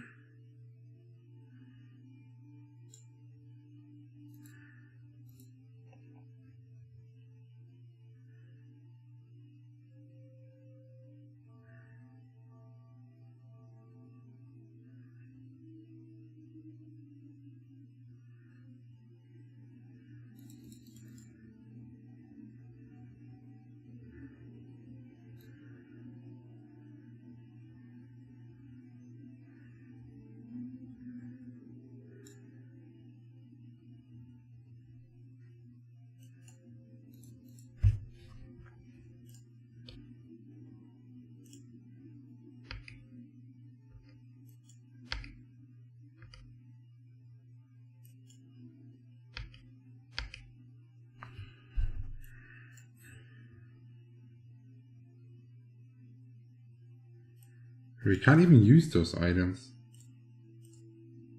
So bad.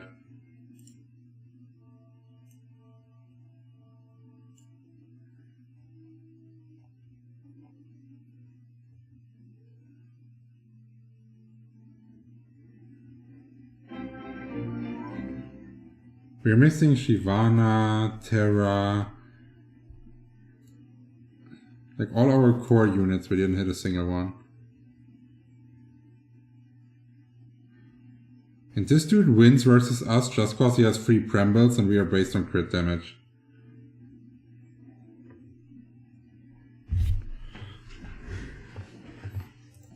Fifth again.